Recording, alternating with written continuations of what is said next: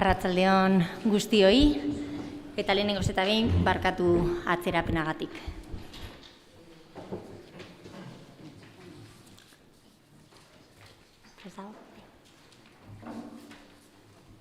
Hasiko gara gaurko osoko bilkurarekin. Ez dago ekoa edo?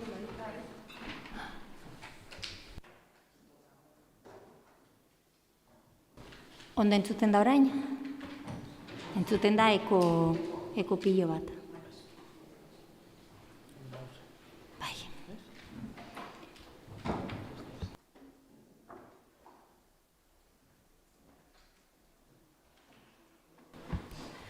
Arratsaldeon guztioi eta hasiko gara, orain hobeto entzuten da. Hasiko gara gaurko osoko bilkurarekin. Gai zerrendaren lehenengoko puntuan, bidezkoa balitz aurreko saioko aktaren zirriborroa onartzea, 2025ko otsailaren 26koa. Puntu honetan norbaitek zerbait dauka esateko? Ez? Orduan onartutzat ematen dugu eta hurrengo puntura pasatuko gara. Bigarren puntuan, 2025-2027 diru laguntzen plan estrategikoaren aldaketa proposamena. Silboberri elkartearekin 2025 urterako dagoen diru laguntza izenduna handitzea, energia komunitateentzako diru laguntzen lerroa eta gabonetako erakusleoioen lehiaketa sartzea. Ruiz Anderea, mesedez, eskerrik asko. Bai, arratsaldean. Gaur hona dakargu plan estrategikoan 3 aldaketak, lehenengo izango litzateke akats bat zuzentzea, da erakusleioen, komertzioen erakusleioen txapelketa sartzea, aurrekontuetan bai dauz hartuta dirua, baina pesean ez dauz hartuta eta horregaitik sartzen dugu. Bigarrena da Silboberriaren hitzarmena igotzea, 4.500 eurotik 7.500 eurora arte, eta da hitzarmen hau Euskal Jaietan Silboberri elkarteak kontzertu bat egiten dau, eta aurten gure dabie kontzertu berezi bat egitea, eta horregaitik ekarriko dabie Orkesta Sinfonika de Navarra, eta horregaitik aurten egiten duguna da hitzarmen hori igotzea, baina bakarri da aurten. Hurrengo urtean berriro bueltatuko zen 4.500 eurora. Eta hirugarren aldaketa da línea subvencional a comunidades energéticas.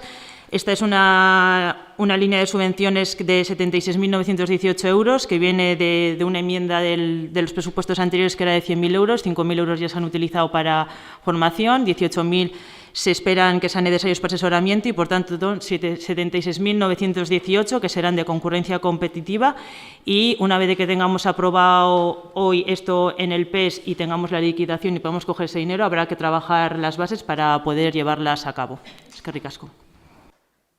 Eskerrik asko, eztabaida irekiko dugu, Alderdi Popularreko ordezkaria mesedez. Eskerrik asko, alkate Andrea.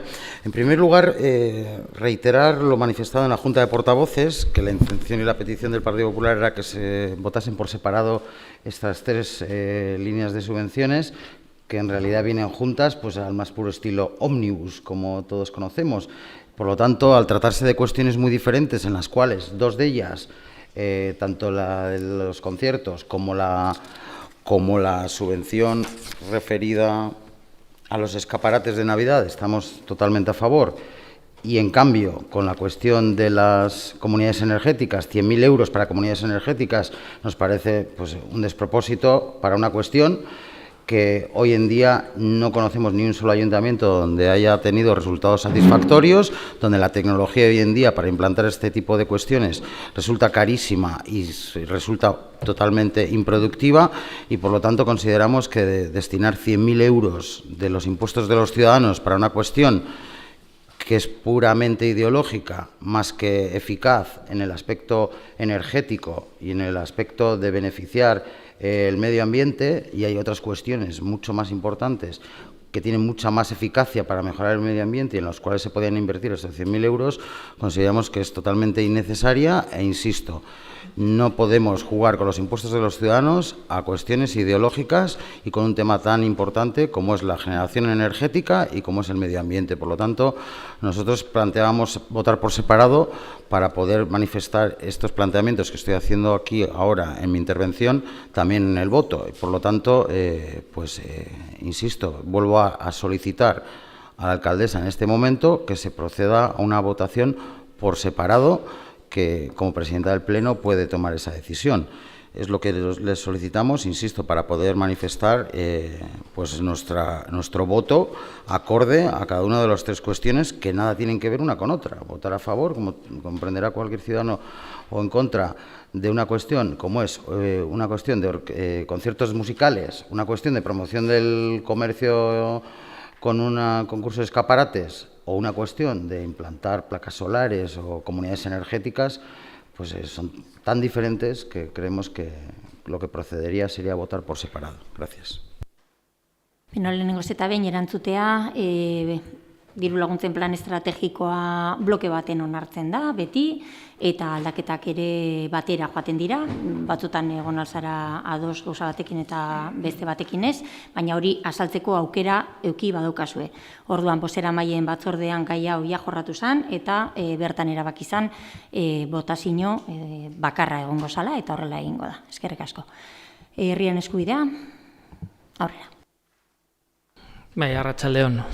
Bueno, pues por poner ejemplos que hoy en día están funcionando de comunidades energéticas que son un éxito, pues empezar por Las Rozas, nos podemos ir a San Cristóbal de la Laguna en Tenerife y sin ir tan lejos, pues Castillo, Manurga y Tres Puentes en Álava, también en Álava Ollabarre, Amarita, La Sierra,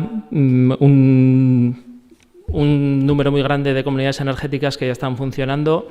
Probablemente la más conocida y famosa será la de Crevillent en Valencia, pero son comunidades energéticas que han demostrado no solo su éxito, sino su eficacia. Y de hecho, la energía solar lo está haciendo ampliamente y en muchos sitios, y también lo está haciendo en el Ayuntamiento de Durango. La pasada legislatura apostamos claramente y de manera muy fuerte por reducir nuestra huella ecológica y, entre otras medidas, dedicamos 650.000 euros para 2 grandes instalaciones de placas fotovoltaicas. La primera gran instalación que se instaló en el Ayuntamiento de Durango la licitamos en marzo del 2023, 758 placas solares colocadas en el edificio de las piscinas en el Andaco, también en el Andaco en el colegio, y la tercera en el frontón de Ezcurdi. La segunda instalación se está realizando ahora con otras 576 placas en el edificio del multiusos. Además de la reducción de la huella ecológica que están produciendo estas placas que instalamos, tenemos datos, porque en este ayuntamiento, por suerte, tenemos datos de que estas 758 placas instaladas en estos 3 edificios durante 2024 han producido más de 291 megavatios, ahorrando a este ayuntamiento 60.600 euros. Esto quiere decir que antes de que termine 2025 ya estarán amortizadas, es decir, en menos de 2 años hemos amortizado 756 placas solares, hemos reducido las emisiones de CO2 y vamos a conseguir que este ayuntamiento además ahorre en torno a 60.000 euros en la factura energética solo con esta instalación, y se están haciendo más. Con estos datos creemos que las comunidades energéticas, que son una herramienta muy importante para que la ciudadanía pueda participar de esta energía solar, creemos que hay que ayudar a que la ciudadanía se organice en comunidades energéticas, que es la forma más fácil y más práctica de que consigan estos ahorros energéticos, que reduzcan las facturas de las viviendas y que también que reduzcamos entre todos y todas la huella ecológica. Por eso apoyamos la creación en su momento de la partida de los 100.000 euros para comunidades energéticas.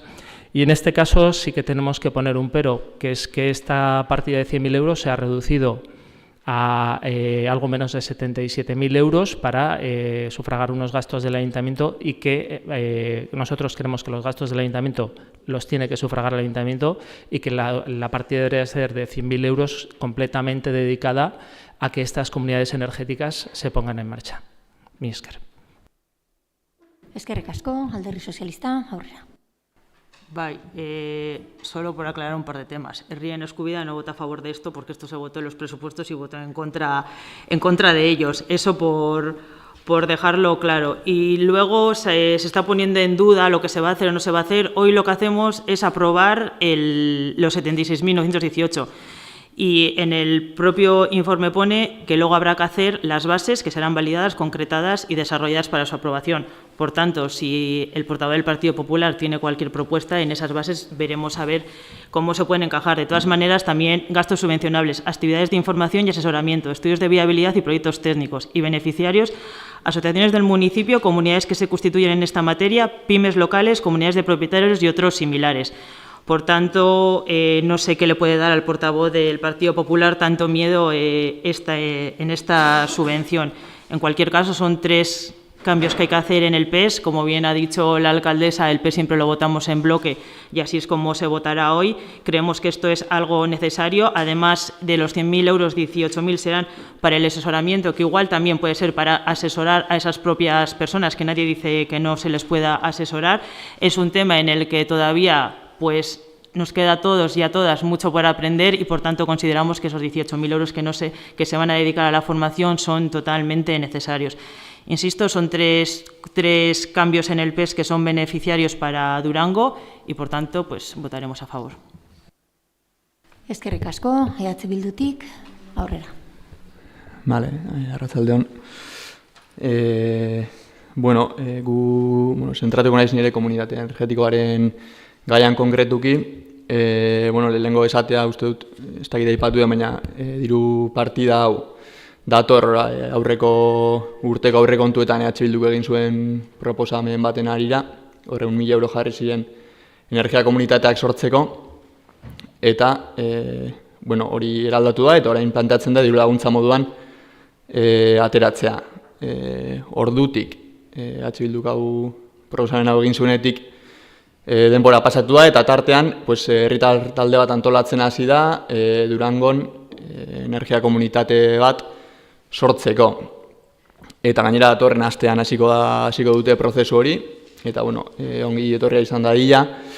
Badakigu herritar talde hori gobernuarekin biltzen ibili dela, eta lurralde batzordera ere etorri dira euren proiektua saltzera. Eta eurek kontatutakoa ikusita, iruditzen zaigu orain plantatzen den diru laguntza honek ez dela zuzenean erantzuten euren eskariari.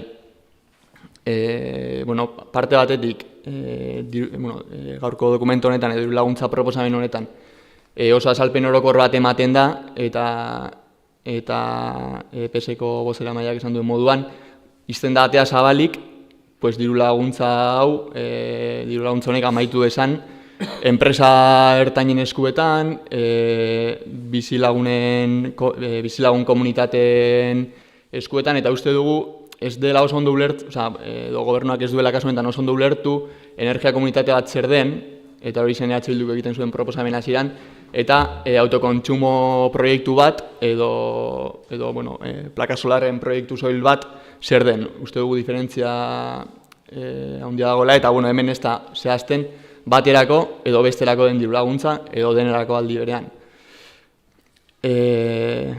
Hori esan da gero, diru laguntza, Bildurekin adostutako diru partida 1.000koa zen iaz, orain hori murriztu da 76.000 eurotara, 5.000 euro hemen jartzen du formazio baterako erabili zirela, baina ez dugu lertzen gainontzeko 18.000 euroak baztertzen direnak diru laguntzonetatik zertarako erabiliko diren, eta uste dugu ere ez dela ondo azaltzen hemen. Eta amaitzeko esatea, gai honetan hartu diren erabakiak ez direla Bildurekin kontrastatu, eta ez dira lankidetzan egin horren bestez, gaur abstenitu egingo gara, eta espero dugu baseak eta egiten direnean lankidetza handiagoa egotea, elkarlana egotea, eta benetan badostasuna bilatzea kontu honetan. Eskerrik asko, eta ronda bukatzeko, Eusko Alderdi Jeltzalea mesedez, Eskota Anderea. Bai, arratsaldeon denori. Lehenengo eta behin esatie, alkatiak esan dauen moduan, gaur proposatzen dana da plan estrategikoa aldatzea. Beti bozkatu dugula berdina, eta beti eginda batera, eta hainbat diru laguntza egoten dira plan estrategiko horretan. Kasu honetan, 3 diru laguntza ekartzen dira, eta debatea, eztabaida hau zentratu da komunitate energetikoetan. Eta esan behar dugu egia dela, Bilduk emendakin bat aurkeztu zuela, 1.000 eurokoa bere garaian, Onartu egin genuela, baina batez ere gure gobernu programan ere komunitate energetikoak badauzelako, ez da EH Bilduk defendatzen dauen gauza bat, guk ere defendatzen dugu, eta hori dirua onartu zen komunitate energetikoak bultzatzeko. Orduan, kasu honetan egiten dugun bakarra da hori kantitatea zehaztu, ze azkenien bultzatzeko horre komunitate energetikoak beharrezkoa da alde batetik formakuntza bat, langileetan eta jakitzea zelan bultzatu alda, eta bestaldetik gero beharrezkoa izango da hori diru laguntza emoten denien laguntzea hori aurrera eramaten. Ordua, ez da kentzen ez ebez, diru kantitatea berdina da, 1.000 eurokoa, eta bakarrik hemen zehazten da, zelan bananduin da, eta diru laguntzetan, gero baseak egiten direnien, egongo da momentua eztabaidatzeko, nik uste dut batzordi desberdinetan planteatu dugula, proposatu dugu EH Bildutik bere proposamenak egiteko, uste dut zuzeu ibilizarela gai horrekin, orduan ezin dugu esan oin arte bakarrik guk kudeatu dugula ezer konpartitu barik, eta aurrerantzien ere, baseak egiten direnien, noski adostuko dugula eta aurrera ekingo diogula komunitate energetikoari. Eskerrik asko. Eskerrik asko, honekin bukatzen dugu lehenengo ronda, ez dakit norbaitek berriro hitza behar duen, herriaren eskubidea, aurrera. Alderdi Popularra aurrera, bai. Sí, muy brevemente. Dejar claro que el Partido Popular no está en contra de la energía fotovoltaica ni de la implantación de placas solares, por supuesto que sí, pero desde luego lo que no estamos de acuerdo es en destinar 100.000 euros de los impuestos de todos los ciudadanos en subvencionar algo que deberán ver cada comunidad de vecinos o cada propietario o cada ciudadano que quiera implantarlos, si es rentable, si no es rentable, si la energía que genera es suficiente como para amortizar la inversión y no que sea a base de subvención pública, porque entonces estamos haciéndonos trampas al solitario. Una cuestión que supone una inversión que genera también un gasto energético enorme e importante, esa implantación y esa obra y esa ejecución, y poner esas placas en las infraestructuras y en los edificios y en las viviendas. Y si es a base de subvenciones, pues desde luego es hacernos trampas al solitario, y por lo tanto no estamos de acuerdo en destinar, insisto, 100.000 euros de los impuestos de todos los ciudadanos a esta cuestión, cuando hay otras cuestiones que pueden ser más rentables, también incluso energéticamente hablando. Nada más. Eskerrik asko, herriaren eskubidea, aurrera. Bueno, no me voy a reiterar demasiado en los casos de éxito que ya hay de comunidades energéticas, que no quiere decir que alguien no se puede apuntar a una comunidad energética porque no tiene un tejado donde poner placas, se puede apuntar igual, por eso es una comunidad energética y no una instalación particular. Y simplemente diré que creo que lo que hemos dicho es que apoyamos la creación de una partida de 100.000 euros, no que votamos a favor de ella, porque lo que votamos en contra tampoco fue de la partida, sino de unos presupuestos que aprobó este equipo de gobierno, en los que se repetían los más de 600.000 euros en recortes sociales. Mi esker. Eskerrik asko, Alderdi Sozialista. Bai, solo por dejar claro, insisto, hoy se aprueba que en el Plan Estratégico de Subvenciones aparezca los 76.918 euros. Luego hay que hacer las bases que las podemos trabajar entre todas y todos. Hoy no se da ningún paso más que ese. Eskerrik asko. EH Bildutik, hitza nahi duzue. Bai, esatea hori, badakigu gero basak eta onartu behar direla, baina hemen gure ustez oso azalpen zabala egiten da, eta ez da ondo zehazten zetarako den diru laguntza hori, eta esan bezala, aukera ematen da behintzat, hemen esplikatuta dagoenean, diru laguntza hori eskuratu dezaten enpresa ertainek, edo bizilagun komunitatek, edo autokonsumo instalazio propio bat jarri nahi duen ia edo norkordan. Elkarrekin lantzen baditugu baseak, ongi etorriak izango dira, eta espero dut lan izatea. Eskerrik asko, eta bukatzeko Eusko Alderdi Jeltzalea. Bai, bakarrik esatia, gaur PSOEko bozeramaileak azaldu dauena, bakarrik da izan da plan estrategikoaren aldaketa, horregaitik ez da luzatu gehiago, eta orduan ados baseak ekartzen direnien, emango dira, emon behar diren azalpen guztiak, eta hortan lan egingo dugu. Eskerrik asko, honekin bukatutzat ematen dugu eztabaida eta orduan bozkatzera pasatuko gara. Aldeko botoak, Eusko Alderdi Jeltzalea eta Alderdi Sozialista. Kontrako botoak, Alderdi Popularra eta abstentzioak, EH Bildu eta Herriaren Eskubidea abstenitu egiten dira. Bale, onartuta gelditzen da puntua eta 4. puntura pasatzen gara.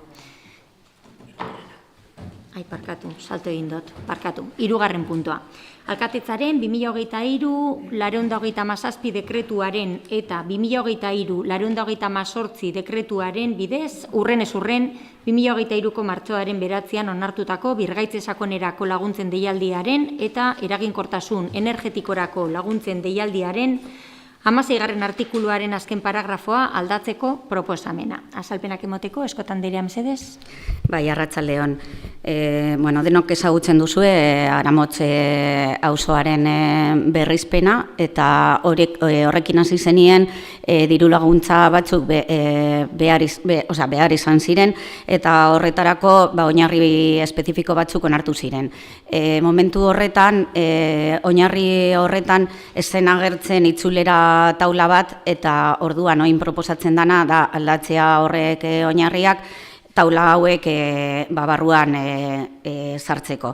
Gertatzen da, bazkenien pertsonen arteko deitzen dana interbibos eskualdaketan kasuan, diru laguntzen zenbatekoa zehaztuta egonen bida horren itzulera bermatzeko. Hori da, bozkatzen dugun azkarrik. Eztabaidarako ronda irekitzen da, Alderdi Popularra, Herriaren Eskubidea, Alderdi Sozialista, EH Bildu, ez? Orduan, bozkatzera pasatuko gara zuzenean, aldeko botoak. Danok aldeko botoak, hau batez onartzen da puntu hau, eta orain bai, 4. puntura pasatuko gara. Udatopera programari dagokion prezio publikoen ordenantzan prezio publiko berri bat onartzeko proposamena. Azalpenak emateko, mesedez, Ruiz Anderea? Arratsaldeon berriro, dakizuenez, orain arte udalekoak bi astekoak diez, eta asmoa da irailean udaleko berri bat ateratzea, aste baterako, horregaite beharrezkoa zen prezio publiko berri bat ateratzea, aste baterako. Proposatzen den prezio publikoa, 60 eurokoa da, bertan dauz behar diren dokumentu guztiak sartuta, eta hori da gaur dakarguna. Eskerrik asko, ronda irekitzen dugu, Alderdi Popularra ez, Herriaren Eskubidea, bai, aurrera.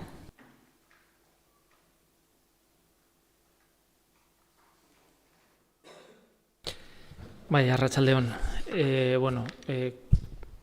Como ya comentamos en la comisión, simplemente decir que el informe justificativo que se presentan es sobre los costes del servicio que ya tenemos y entendemos y nos hubiera gustado que para poder llegar a un precio público nos hubiera gustado tener los datos de los contratos que se van a hacer. Sabemos que se van a hacer por contrato menor, no sabemos exactamente cuánto va a ser el coste de estos contratos y entendemos que el coste, el cálculo más acertado hubiera sido con teniendo este dato. Entonces, como ya solicitamos en aquel momento, nos hubiera gustado tener este cálculo hecho en base al coste más o menos real que va a ser y no al coste de los servicios que se están haciendo ahora, por lo que en nuestro caso nos abstendremos. Eskerrik asko, Alderdi Sozialista.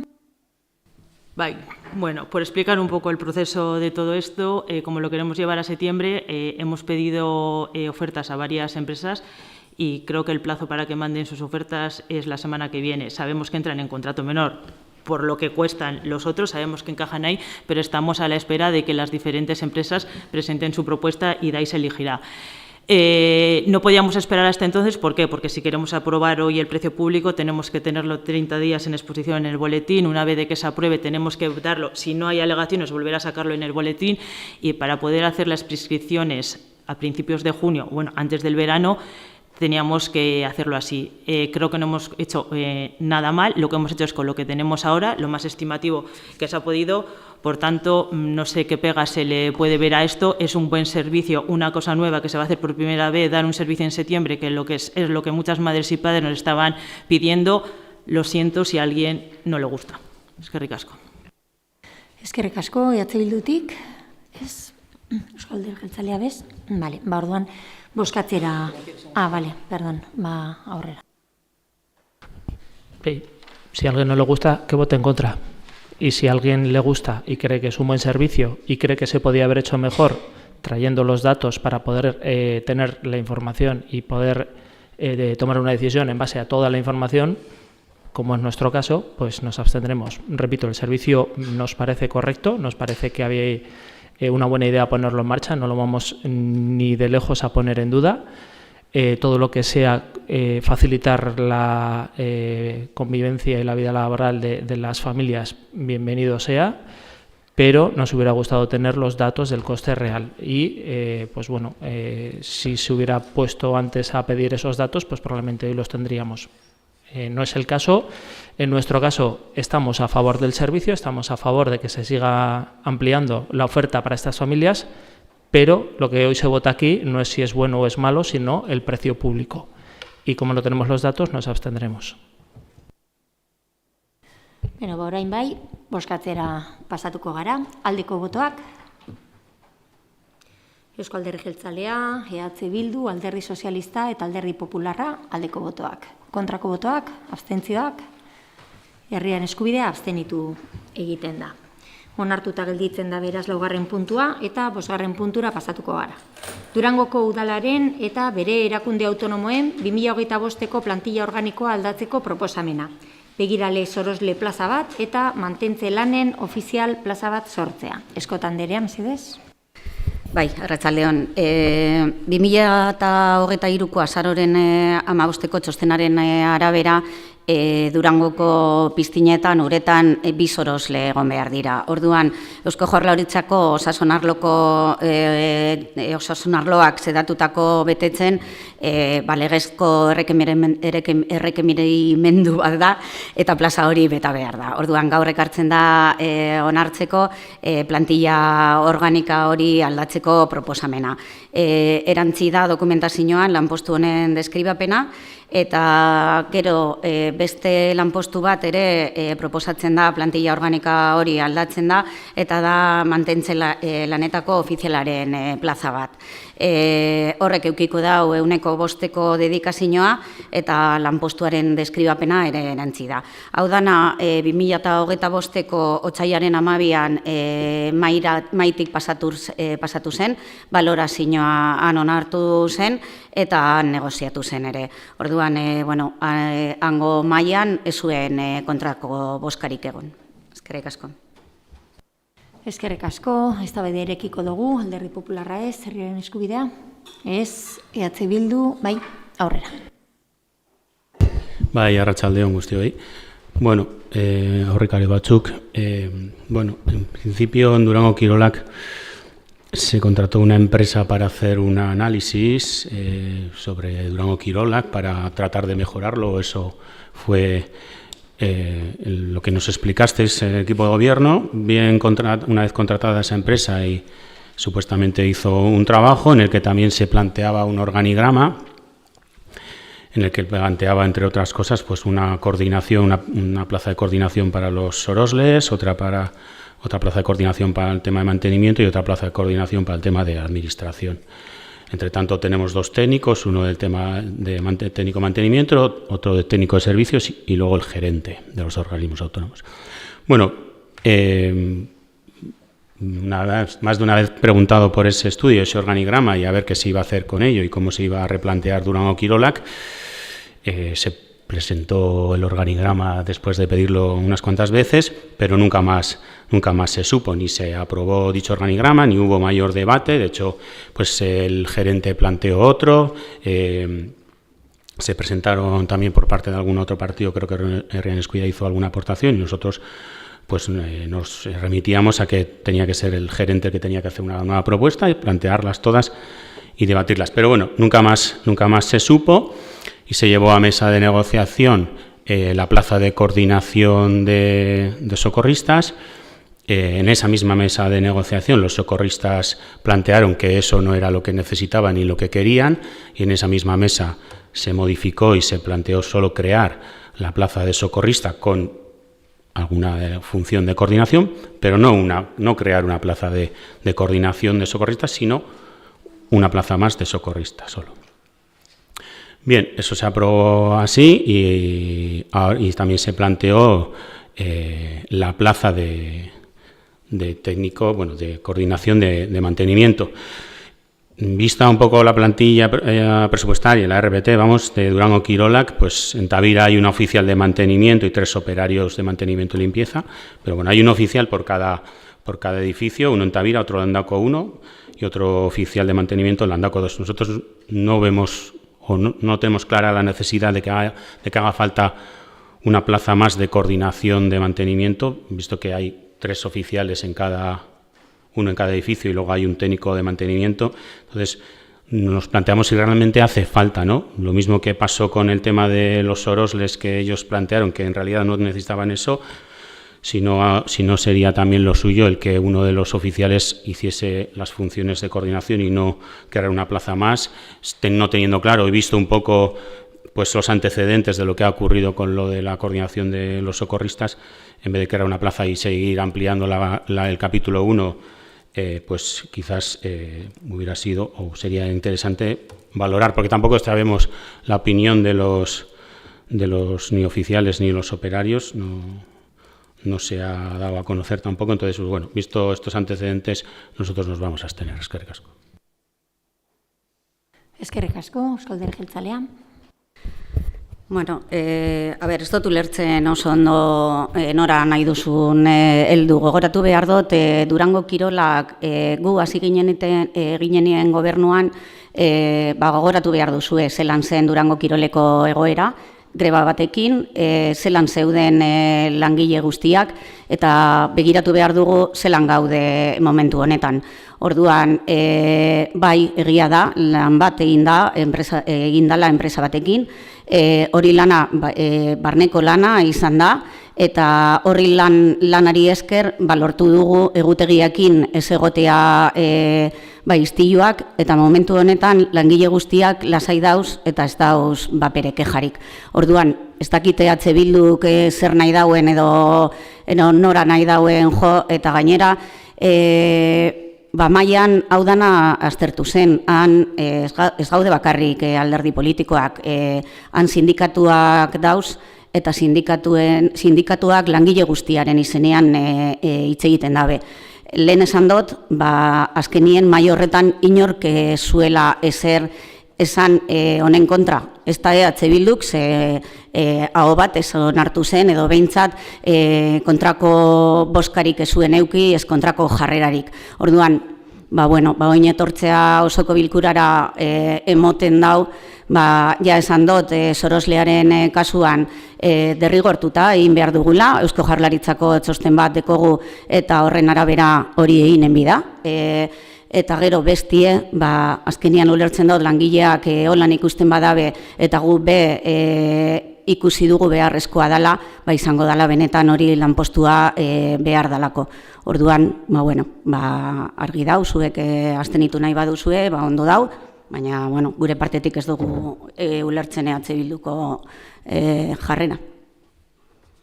Eskerrik asko, Eskota Anderea, ez da bigarren txanda behar dan. Handik ez, Bildu bai, aurrera. Bai, azaltzeko, greba dala eta, eske nahazten zabiz gauzak. Gauza bada, greba egin zituzten enpresakoak, enpresa externalizatukoak, eta ez barrukoak, oin gabiz barruko langilearekin. Dana dala, la empresa externa hizo huelga por tema de más horas, que estaba en el contrato y se fue ampliando, y es lo que se decía, que se iba a ir ampliando las horas, y luego porque había una persona que estaba cubriendo a otra, que se pretendía que esa plaza se creara como una persona más. Cuando vuelve la persona titular, la que está sustituyendo, como en todos los sitios, se queda fuera, y lo que se pretendía era crear una plaza más para esa persona que estaba sustituyendo. Pero bueno, se arregló el tema de la huelga de la empresa externa. Pero yendo a lo que estábamos hablando ahora, que parece que no me he explicado bien. Lo que quiero decir es que sí, ha habido negociación, pero todo esto viene de unos antecedentes que una vez que entrasteis vosotras al gobierno, quisisteis y hicisteis un análisis, se contrató una empresa para analizar la situación de Durango Kirolak, la interna de los trabajadores y trabajadoras internos, ¿no?, laborales o funcionarios del organismo. Bien, una vez hecha ese estudio, pues bueno, entre otras cuestiones, planteaban un nuevo organigrama. Ese organigrama se quedó ahí pendiente de debatir, de decidir. Ahora lo estáis poniendo en marcha, parece que poco a poco. Y lo que he querido decir también es que en esa primera mesa de negociación, donde se debatió el tema de la coordinación de socorrista que planteabais en ese organigrama, en los propios sindicatos y trabajadores dijeron que no querían esa plaza de coordinación, que lo que querían era una plaza solo de socorrista con una función de coordinación. De la misma manera estáis planteando, en base a ese organigrama que se quedó ahí en el aire, estáis planteando la coordinación del mantenimiento, y ahí nosotros planteamos la duda de si realmente hace falta, lo mismo que no hacía falta la coordinación de los sorosles, si hace falta la coordinación de mantenimiento. Y he tratado de explicar que en cada una de los edificios polideportivos hay un oficial de mantenimiento, que en total serían 3 oficiales de mantenimiento que se tienen que coordinar con un técnico de mantenimiento. No sé si hace falta realmente un mando intermedio, crear jefes intermedios, cargos intermedios, si hace falta más, o si realmente se podría mantener una coordinación entre el técnico actual y los 3 oficiales, ¿no? Entonces, planteamos, visto los antecedentes que se han dado, tanto del análisis y ese organigrama que quedó pendiente de debatir, como visto lo que sucedió con el tema de la coordinación de los socorristas, y nosotros tenemos nuestras dudas de si realmente hace falta o no hace falta. Por un lado, visto los antecedentes, y por otro lado, visto, pues eso, que hay 3 oficiales de mantenimiento y un técnico. Pues no creemos justificado el que haya que engordar el capítulo 1 o que se podría ver y valorar de otra manera. Eskerrik asko. Eskerrik asko, Eusko Alderdi Jeltzalea. Bai, arratsaldean berriro. Bueno, esan dut Durango kiroleko egoera, bai greba sala eta baita langileen egoera. Gu sartu ginenean langileen egoera zen bapere ona. Eta segiduan hasi ginen hori lantzen, eta esan aldizut ordu pilo bat egon garela langileekin, eta hori landu dugula oso sakon oingo egoerara heltzeko. Orduan ez zen bakarrik grebarena. Bestaldetik, gogoratuko duzu, hemen egon zinetenok aurreko legegintzaldian gu oposaketan geudela, behin eta berriro ni etortzen nintzela esaten negoziazio mailak negoziatzeko direla. Orduan, bai, maira eta bai, alkatea izan zana asko azarratzen zen, hori esaten nuenien, eta gaur berriro gogoratzen dut, eta negoziazio mai batera joaten garenien, maietan proposatzen dira gauzak kasu honetan, proposatu zuten bakarrik nahi zutela soroslea, eta hori da negoziatzea, orduan, ondo iruditu zitzaigun, eta onartu egin genuen, ez dakit nun dagoen horren kontrako jarrera. Negoziatzen dugu eta behin eta berriro egiten dugu eta hori da mailan egin behar dana. Orduan, beite jarraituko dugu berdin, ekartzen dana aztertzen da eta proposamena ondo badau, noski alde bozkatuko dugula eta izan zen kasu honetan gertatu zana, horregaitik. Kezka ez dakite berriro esaten dut, ez dudala ulertzen, eta ez dakite oingo momentuan, EH Bilduk zerdekon hauek lanpostuak aurrara ataratzeko. Pizkanaka, organigrama horretan ikusi duguna joango gara egiten, eta enteratuko zarete, ez da barazorik. Eskerrik asko. Eskerrik asko, honekin bukatutzat ematen da puntu honetako eztabaida eta orain bozkatu egingo dugu. Aldeko botoak mesedez, Eusko Alderdi Jeltzalea, Alderdi Sozialista, Alderdi Popularra eta Herriaren Eskubidea alde, kontrako botoak, abstentzioak, EH Bildu abstenitu egiten da. Onartutzat ematen dugu puntu hau eta 6. puntura pasatuko gara. Durangoko udalaren eta bere erakunde autonomoen 2025ko plantilla organikoa aldatzeko proposamena. Euskara eta hezkuntza arloetako arduradun lanpostua sortzea eta herritartasun arloa koordinatzea. Euskara, hezkuntza, kultura, jaiak, gazteria eta kirola. Eta euskara itzultzaile dinamizatzaile lanpostua kentzea. Azalpenak emateko mesedez, Eskota Anderea, aurrera. Bai, arratsaldeon. 2025ko martxoaren 12an negoziazio mahaira eraman zen proposamen hau, eta gero berriro martxoaren 13an biltzea erabaki zen hori bozkatzeko. Zeren eta ELA sindikatuak aurreko mahaira proposamen bat ekarri zuen, funtzioen fitxa berri bat proposatzen zuten, orduan aztertzea erabaki zen, eta hurrengo egunean bozkatu zen. Horrela, martxoaren 13an egon ziren sindikatu guztien aldeko oniritzia jasota, erabaki zen mahaian aurrera eramatea hau. Eskerrik asko. Eskerrik asko, eztabaida irekiko dugu, Alderdi Popularra ez, herriaren eskubidea, bai, aurrera. Bai, arratsaldeon. Bueno, en este punto queremos explicar un poco cuál va a ser o por qué va a ser el sentido de nuestra votación. Se presenta la creación de una nueva plaza que haga las veces de responsable del área de euskera y educación y coordinación del área de ciudadanía, euskera, educación, cultura, festejos, juventud y deporte, a la vez que se amortiza, es decir, que se quita la plaza del técnico el dinamizador, de euskera traductor. En este punto en concreto, las explicaciones que nos han dado es que se quita el traductor para transformarlo en una plaza que haga diferentes funciones. Por un lado va a hacer las funciones de coordinación de todo, no voy a decir ese área porque el área sería ciudadanía, pero sí que engloba diferentes partes del ayuntamiento como son festejos, cultura, educación, euskera, juventud y deporte, que tiene ya bastante peso de por sí solo. Además tendría que llevar las mismas labores que le estaba llevando un técnico que estaba dedicado al 100% al euskera. Y por último, justifican, en la diferente documentación que nos han entregado, se justifica que es necesaria la creación de una plaza de técnico-técnica de educación. De hecho, el informe de necesidad que nos presentan de 2024, este informe que se nos ha entregado con la documentación, reitera varias veces el trabajo que se ha ido acumulando con el paso del tiempo en cuanto a educación y la solicitud. Teniendo en cuenta la situación general, como se ha comentado anteriormente, es muy difícil llevar a cabo toda la carga de trabajo, siendo necesario un nuevo técnico o técnica a jornada completa. Por lo tanto, solicitamos, repito, un técnico o técnica a jornada completa solamente para educación. Dicho esto, estamos poniendo la carga de 3 plazas, la coordinación, el técnico de euskera y el técnico o técnica de educación en una sola persona.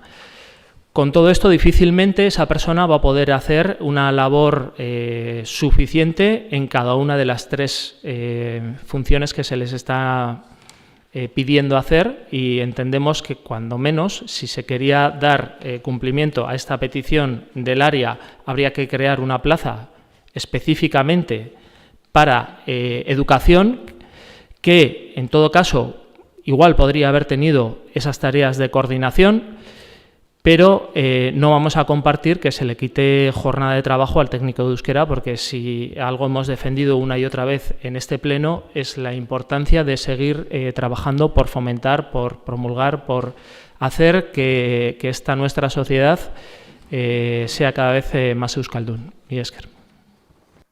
Eskerrik asko, Alderdi Sozialista, aurrera. Bueno, esan den bezala, negoziazio mailara eraman zen, eta bertan aldeko botoak izan ziren elan esan, eta bueno, komisiones egia dagoela, baina bota ez daukala, baina bebai baiezkoa eman zuen. Eta gero, PNV, PS eta PP abstentzioa, herriaren eskubidea eta ezezkoa Bildu. Gobernu taldea proposamen bat bota genuen, eta elak euren proposamena edo aldaketa egin zuen. Eta zelan gu bai negoziatzen dugu, elaren proposamena onartu zen. Eta gainera, eragina, bertan dauzen teknikariak bebai entzun ditugu eta kontuan hartu ditugu. Jakina hezkuntzarako teknikari bakarri gustatuko litzaigukela, gazteriako teknikari bat, jaietarako teknikari bakarra, baina hori ezinezkoa da. Y ya que el portavoz de Herriaren Eskubidea hace mención a un informe del 2024, se le adjunto también un informe del 2 de julio del 2019, recién entrados Herriaren Eskubidea con EH Bildu al gobierno.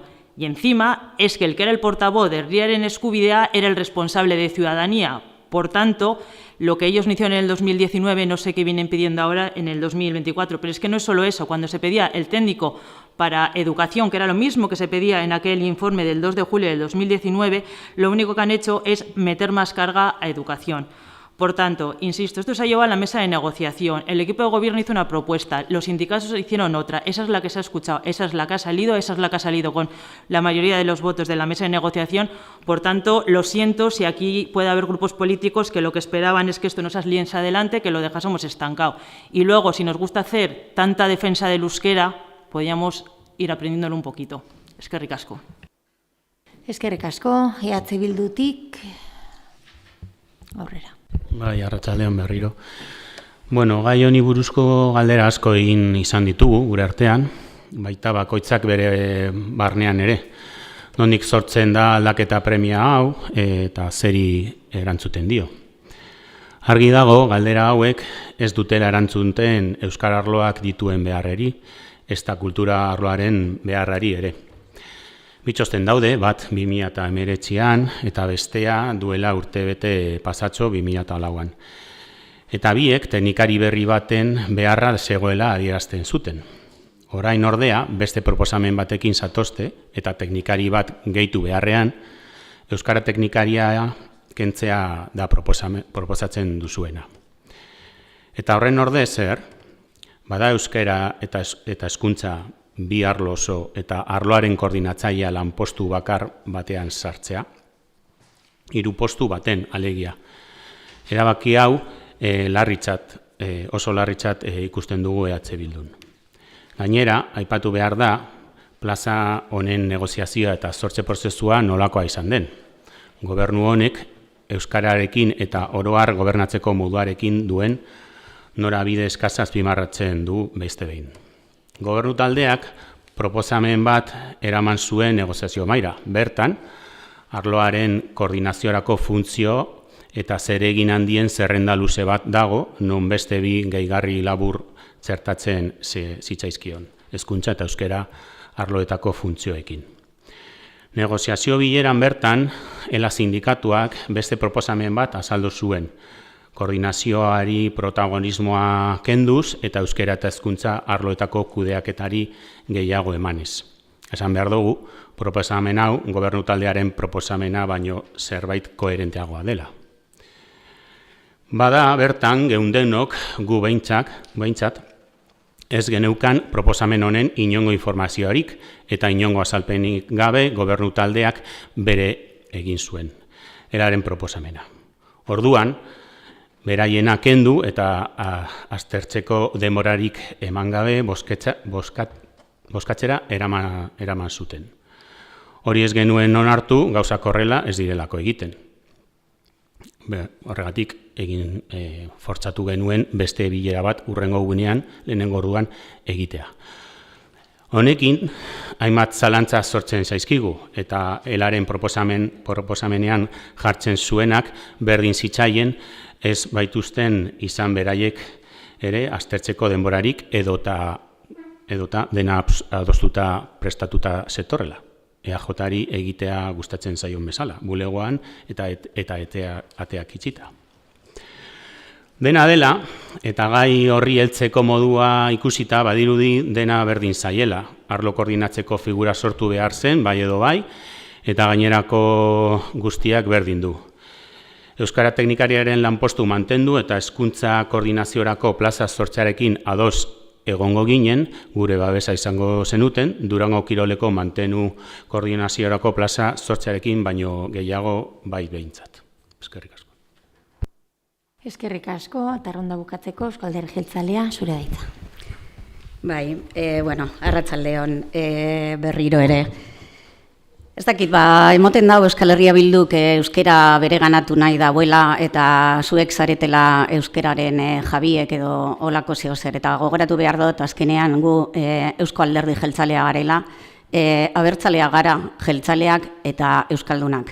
Eta gure ama hezkuntza euskera da, orduan beti egongo gara euskeraren alde borrokatzen.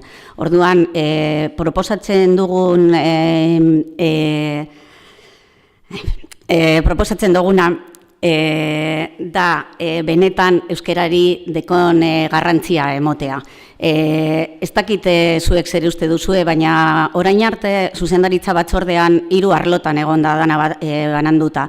Orduan, 3 arlo horietan euskera ez da inoiz agertu. Momentu honetan guk erabakitzen dugunarekin euskera egongo da lehentasun horrekin zuzendaritza batzordean.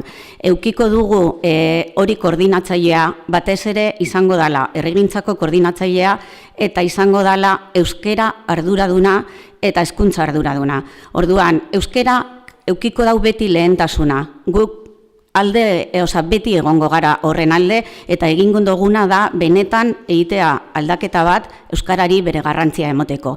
Zuek, momentu honetan politikoki nahi duzue jokatu esatera Euskal Alderdi Jeltzaleak ez dauela defendatzen euskeria eta holan bota duzue gaur periodikoan eta hori ez da holan. Gu beti egongo gara, ze hau da gure aberria, gure ama hezkuntza eta orduan, mesede gutxi egiten duzue hortan sartzia eta guk bai erabaki dugu lehentasuna emotia. Gero, zuk esaten duzu koordinatutako gauza bat da. Koordinatutako, zer, igual koordinatua izan zen zuek atzetik ibili zaretela dana nahazten eta kakasten eta ibili zineten langileekin hitz egiten esateko horren kontra bozkatu behar dela euskerari ez genion ematen lehentasuna. Gero zer gertatu da, mahaira joan garenean EH Bilduk ez dauela babesik lortu. Ze kuriosoa da, sindikatu guztiak ez zutela, zuen babesa ez dut ikusi inon, ez duzue lortu sindikatu baten bez babesa lortzie.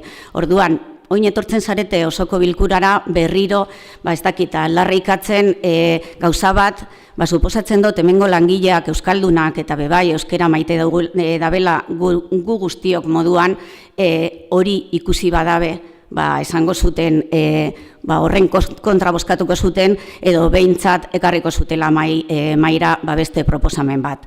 Eta ez da izan holan. Ekarri zutena bakarrik zen izen aldaketa batzuk funtzioetan, lehen esan dudan moduan, beti negoziatzen dugu. Eta gero, esan duzu bebai, forzatu egin zenuen lurrengo egunean bozkatzera, sentitzen dut, baina ez zen izan holan. Ni neu proposatu nuen norbait kontra bazegoen momentu horretan bozkatzeko elaren proposamena, eta bai, EH Bilduko bozeramaileak esan zuen aztertu behar zuela, eta orduan, segiduan, erabaki nuen, nahi genuela osoko bilkura honetan sartzea, eta hurrengo egunean erabakiko zala. Eukizenun denbora hori aztertzeko, eta lehen beste proposamen bat ekartzeko. Eta ez zenuten ekarri, ez da proposamenik, ez ebez, bakarrik kontra agertu zarete, EAJ-ari kritikatzeko eta emoteko gu ez garela euskeraren alde. Hori da zuen jarrera politikoa, guk ez dugu onartzen, baina, zuek ikusiko duzue, nik uste dut ez duzuela lortu inoren babesa, eta gerian gelditu dela nork jokatzen dau euskeraren alde. Eskerrik asko. Eskerrik asko, Eskota Anderea, honekin, parkatu orduan, bigarren ronda irekiko dugu, eta herriaren eskubidea zurea da hitza. Arratsaldeon. Empezar un poco por el final, que es que me parece un poco feo valorar los esfuerzos que hace una persona sin conocerlos. No voy a entrar en ello porque para poder ofender a alguien hay que poder hacerlo, no solo quererlo. Entonces, las valoraciones personales creo que no pintan mucho aquí, pero cada cual sabrá si las quiere utilizar o no. También tengo el informe de 2019 sobre la petición de esta plaza de educación. Es curioso que nos echen en cara que no hiciéramos nada en una legislatura de 4 años en las que 2 prácticamente estuvimos parados por una pandemia y esto se produzca prácticamente 2 años después de que lleven en el gobierno, con lo cual de trabajo creo que andaríamos parecidos, pero no voy a ir a eso, sino voy a ir más allá. Para poder criticar algo hay que conocerlo y hay que saber de dónde viene. Y el comienzo de todo esto, en 2019, viene de la solicitud del equipo de gobierno formado por Herriaren Eskubidea Independientes y EH Bildu, que cuando nos encontramos un desastre extraordinario en cuanto a gestión de personal en este ayuntamiento, lo primero que hicimos es pedir a los responsables de las áreas y a todas las áreas que nos hicieran un informe de necesidad de personal. Y de ahí nace este, pero no este, muchos como este.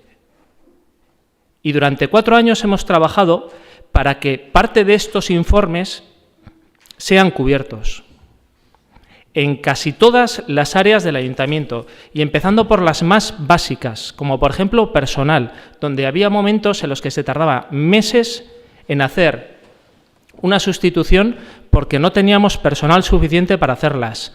En las áreas de contratación, porque no se hacían cosas en este ayuntamiento porque no había personal para ayudar a redactar las licitaciones, porque redactarlas ahora se hacen como se tienen que hacer, antes no se venían haciendo así. En los departamentos de secretaría o de intervención, en todos prácticamente los departamentos de este ayuntamiento se ha reforzado de una u otra manera los servicios.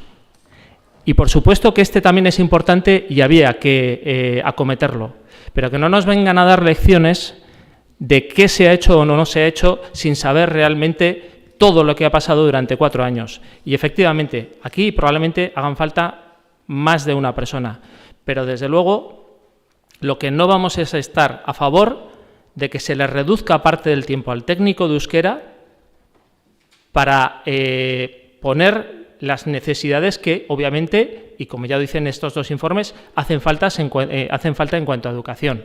Y además, darle una tercera responsabilidad, que es la de coordinar todo ese microárea, por llamarlo, bueno, microárea, parte del área de ciudadanía que hay ahí abajo.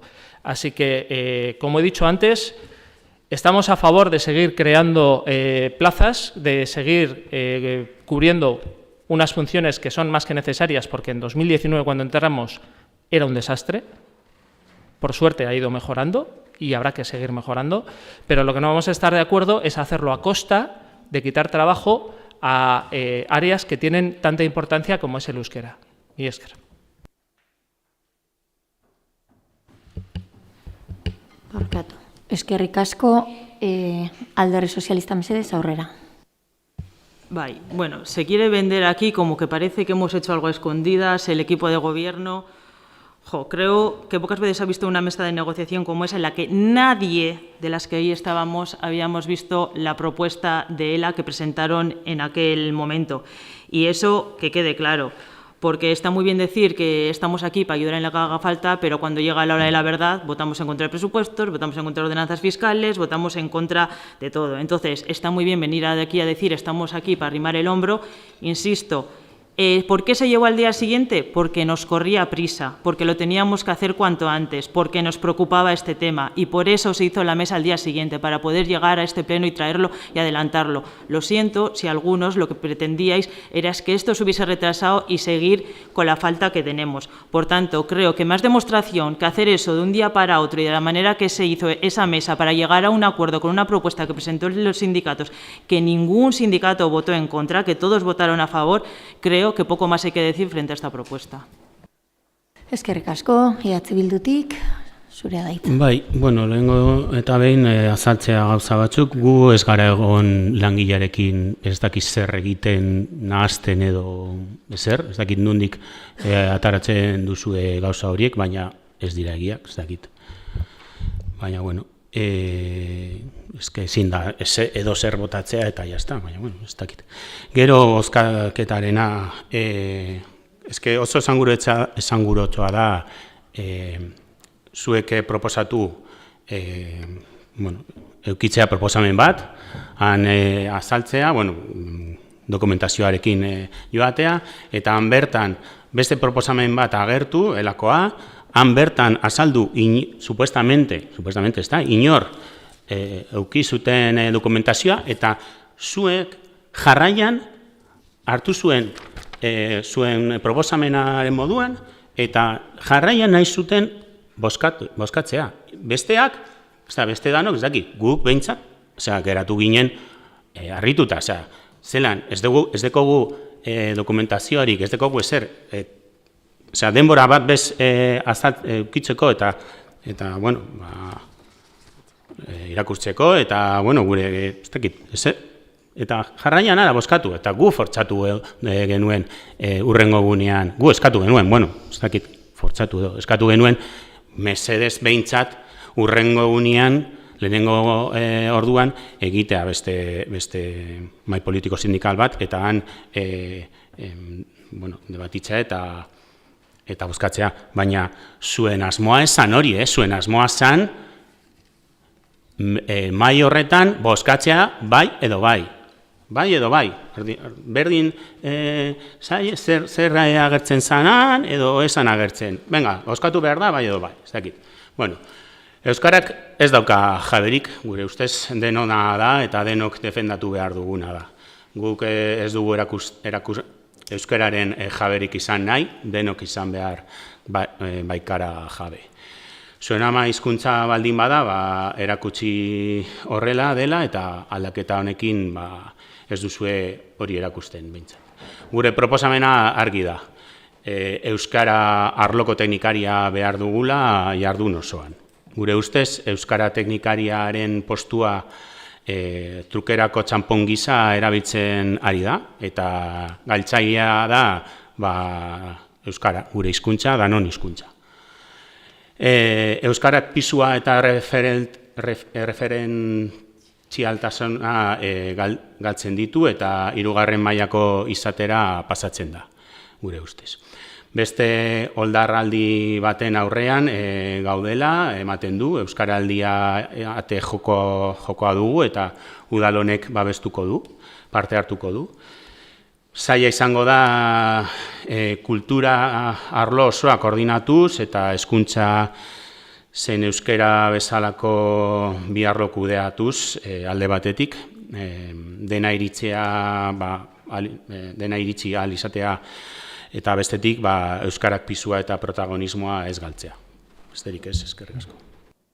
Eskerrik asko eta bukatzeko Eusko Alderdi Jeltzalea. Bai, eskerrik asko.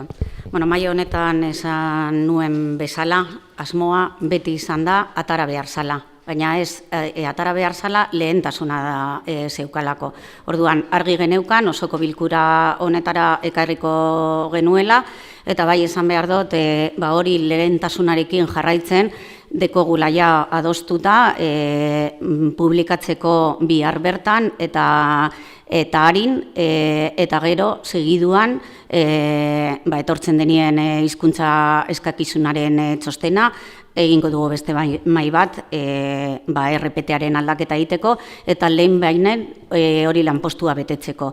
Orduan saiatu gara hori ez dut esaten arineketan, baina bai alden arinena egiten, benetan beharra dagolako eta benetan bere garrantzia ikusten dugulako. Orduan, ez dakit hor nundau euskera alde batera utzi, beste guztiz kontrakoa da, esan dut, euskerari lehentasuna, baita erabakiarekin, baita oin egiten ari garen aldaketa guztiekin, eta baita ere, esan dodana, zuzendaritza batzordera eramaten euskera gure artean benetan egoteko pertsona bat euskeraren alde proposatzen dauena aldaketak, eta horrekin jarraituko dugu lana. Besteri bai esan behar dut, ez dut esan hori ez duzulako hitz egin gogoratzen dut mai horretan lab bezala etorri eta zuk eskatuta egon zinen lab etorri behar zalako. Bazenekien zergaitik ez etorren eta eta berarekin hitz egindako gauza bat izan zen. Orduan, suposatzen dut, espero zenuela laberen jarrera beste bat izatea. Pena izan zen la bezala etorri, eta orduan hori eritzia ezin izan zutela emon, baina ez dut esan ezer gezurra danik, eta sentitzen dut zuko lan ikusten baduzu. Eskerrik asko, honekin bukatutzat ematen dugu puntu honetako eztabaida eta bozkatzera pasatuko gara. Aldeko botoak mesedez, Eusko Alderdi Jeltzalea eta Alderdi Sozialista aldeko botoak, kontrako botoak, EH Bildu eta Herriaren Eskubidea kontrako botoa, abstentzioa, Alderdi Popularra abstenitu egiten da, beraz, onartuta gelditzen da. Ane falta da.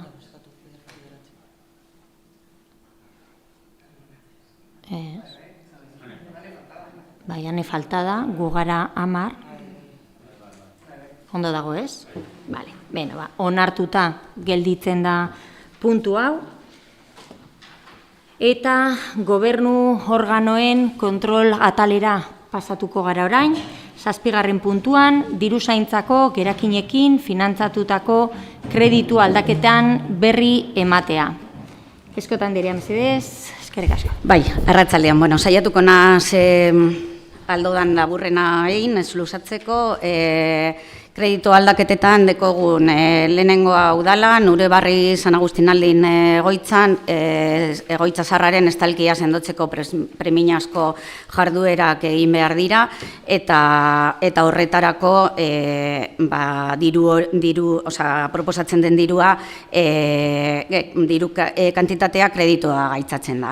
Gero, tabirako urjokuetan instalatzeko partida osatzeko diruzaintzako gerakinaren finantzatuta, berriro ekarri behar da urte honetara, obra esleitu ondoren egin beharreko ordanketei aurrera egiteko. Gero, Durango Eraikitzen elkarteak Aramotz bulegoa kudeatzeko ematen dituen diru laguntzak Durango Eraikitzen enpresari eskualdatzeko eskabide proposamen bat egiten da, eta hori barrioko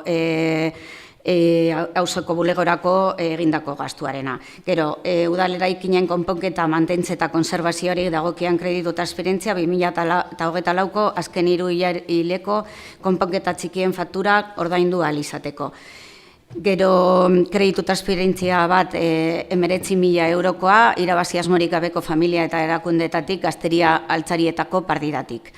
Beste kreditu aldaketa, bide garbiketako eta hondakin bilketako atzerapenak eta fakturak ordaintzeko kreditu gehigarria, diruzaintzako gerakinen finantzatutako kreditu gehigarria eranztea eskatzen da. Eta orduan, hemen egon dira faktura batzuk, kanonarena aurreko urtearena, 2021, 22 eta 23, eta dagozkien atzerapenai aurrera egiteko. Gero, banku komisietarako kreditu gehigarria eskatzen da bebai, datafonoen gastua asko handitu da, eta orduan kreditu gehigarri bat behar da finantzia eta esku hartze gastuen partidarako. Durango udalaren bitartez, Astarloa kulturgintzari emandako laguntza 10.000 eurokoa, eta Astarloa kulturgintzari ordaintzeko agindua emon behar da. Gero azkenengoa, da Durango Kirolareko lehenengo kapitularako, eta beste langile batzuen soberakinak sartzea, soldata atzerapenak 2024koa ordaintzeko, abenduaren amaieran 31an egin zen. Eskerrik asko.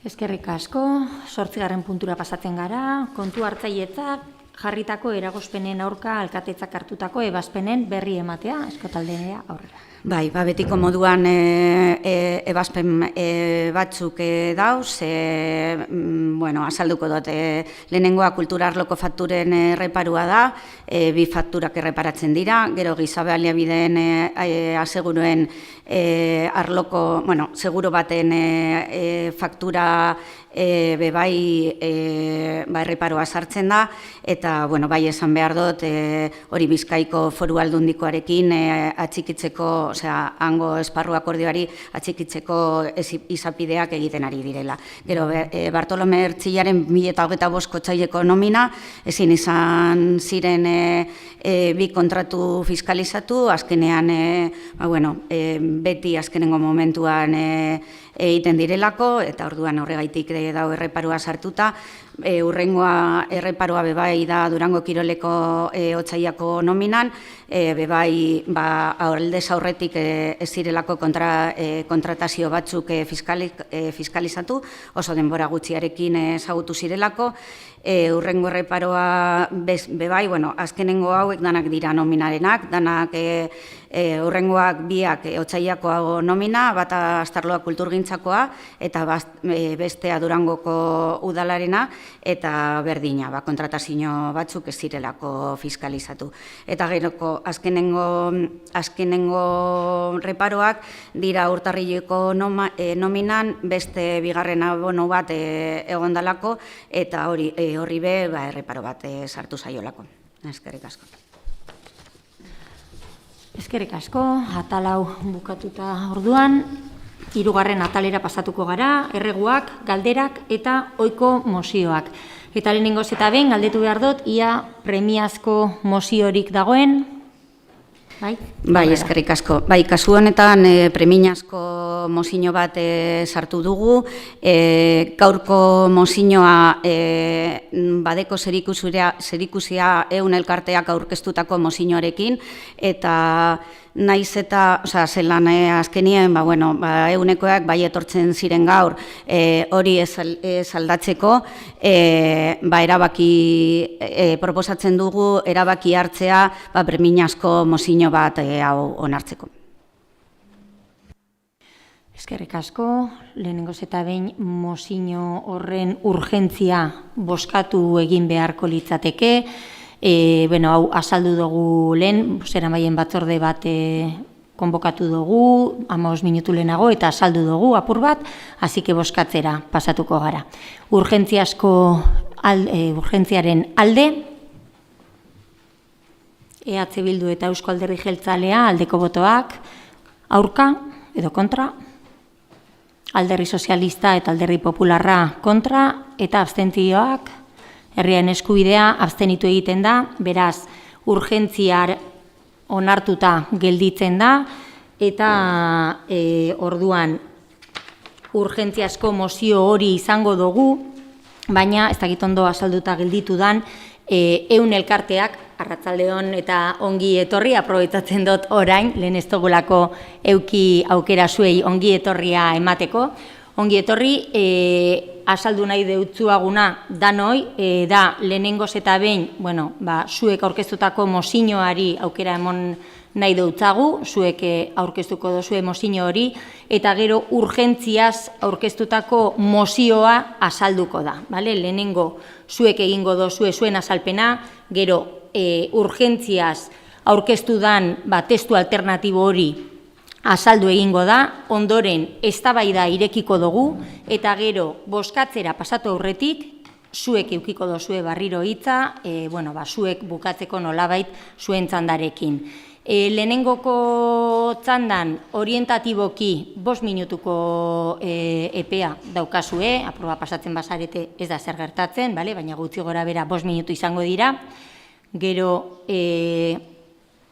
guk, edo aurkeztuko da beste testu alternatibo hori, eztabaida irekiko da, eta bigarren txanda izango dozu naia bukatzeko eta bozkatzera pasatu horretik gutxi gora berako 3 minutukoa izango da. Ez zaitu eta aurkeztu, Unai Apaolaza Amenabar daukagu ehun elkartetik ordezkari gisa, eta Unai zurea da hitza, eskerrik asko. Lehenik eta behin eskerrik asko, hemen aukera emateagatik, hemen gure mozio hau azaltzeko. Eta, ingo duena izango da, lehenik eta behin pixka bat mozio horren testu ingurua azaldu, eta gero eskari konkretu bat egin. Eta hori izango da nire aurreneko interbentzioaren eskematxoa edo. Egun mugimendua indala 5 urte hasi izan, eta batez ere hasi izan konstatazio batetik abiatuz. Eta zein zan konstatazio hori? Konstatazio hori izan, ez Espainian da ez Frantzian, autodeterminazio eskubidea edo erabakitzeko eskubidea ez zigutela sekula onartuko, ezta? Eta horrek desesperazioa eman beharrean, eraman gintuen beste leku batera, hau da. Ja, pentsatu beharko genituen estrategiak, hau da, Euskal Republikara iristeko estrategiak, hankak beste oru hortan jarrikia, ezta? Eta horrekin bueltaka, segina pixka bat, guk burujabetza iraultza deitzen diogun horri bueltaka, ezta? Da, burujabetza iraultza gauza sinplea da. Burujabetza iraultzak esaten duena da, edo teorizatu genuena, eta gero praktikara ematen saiatu ginena, guk burujabetza batzuk baditugula pluralean, patriarkatuan, kapitalismoan, Espainia eta Frantzian besteak beste bizi garelako burujabetzaiek lapurtuak izan zaizkigula, eta alperra dela, burujabetzaiek lapurtu dizkigutenei, eta gure burujabetzak privilegio bilakatu dituzen horieri, mesedez burujabetzaiek eman dizazkigutela eskatzea, ezta? Pixkat gogoeta horrekin bueltaka, eta orduan esan genuen, ez, guk burujabetza gurea dira, esparru diferente askotan, izan direke hizkuntzaren esparruan, lan esparruan, edo autodeterminazioen esparruan, guk burujabetzaiek praktikara eramango ditugu, inorri baimenik eskatu gabe, ez? Hori da, gutxi gora burujabetza iraultzaren espiritua edo, ez? Eta horri jarraituz, 5 urte hauetan egin ditugu ekintza diferente asko, bai hizkuntzaren alorrean, bai migrantekin, esparru askotan, ezta? Bai etxebizitzaren kontuarekin ere bai, eta orain dela urte bete, segurazki gogoratuko zeate, plentzian, hemen sartu dugun bezalako mozio bat erregistratu gendun, hori maiatza bukaera aldea izan zen, eta bertako plenoak onartu zuen. Mozio horrek zeberizgarri ditu, bat, eskubidetan zentratzen da, hau da, Euskal Herrian bizi garen guztiok, hau da, guztiok, azpimarratzen dut, eskubide berak ditugu, eskubide berak izan behar ditugu, eta eskubide horiek bete alizateko derrigorrezko daukagu Euskal Republika bat. Espainian da Frantzian eskubide eta horiek bermatzea ezinezkoa da, bai? Horta iriste ginen. Eta, beraz, bigarren puntua, eta da puntu erabat demokratikoa, udaletxe honek hala nahi baldin badu, udaletxe Euskal Errepublikako parte deklaratzen da, bai? Da, ariketa demokratiko izugarri bat, bai? Buk uste dugu, gainera, batez ere hori izan daitekela, jakintzazue beste 100 bat udaletxetan erregistratu dugula, azken hilabete honetan, Durangoz aparte, bai? Beste 100etan, Durangokin 100 garrena, orduan plenora iristen jungo dira, mozio hauek, eta guk uste duguna hori izan daitekela, nolabaiteko bide bat, nora? Euskal Errepublikara eraman gaitzakena. Zergatik? Polarizazioa sortzen duelako nolabaiteko oinarri independistan eta haratago ere nolabaiteko ilusio bat, eta derrigorrezkoa dugu. Zergatik? Inkestei behiratzen baldin badiagu, denok ikusten dugu, independentzia nahia jeisten ari dela, ezta? Jeisten ari dela, eta pentsatzen dugu bide bat behar duela Euskal Errepublikanismoak, eskubideen aldeko movimentuak, eta bide hori derrigor horrelako zerbait izan beharko litzatekeela. Beraz, eskari konkretua eskatzen dizuegu, mozio aurrera ateratzeko eskubideen alde, denon eskubideen alde, eta Euskal Errepublikaren alde. Hori da egiten dugun, egunitikan egiten dugun eskari konkretua, bai? Listo. Eskerrik asko Unai azalpen guztiengatik, eta orain testu alternatiboa aurkeztuko da, Eusko Alderdi Jeltzalea, aurrera. Arrastion. Testu alternatibo bat aurkeztu dugu eta honako hau da. Euskal autogobernua eta Euskadiren eta Espainiako estatuaren arteko harreman estatus politiko berria.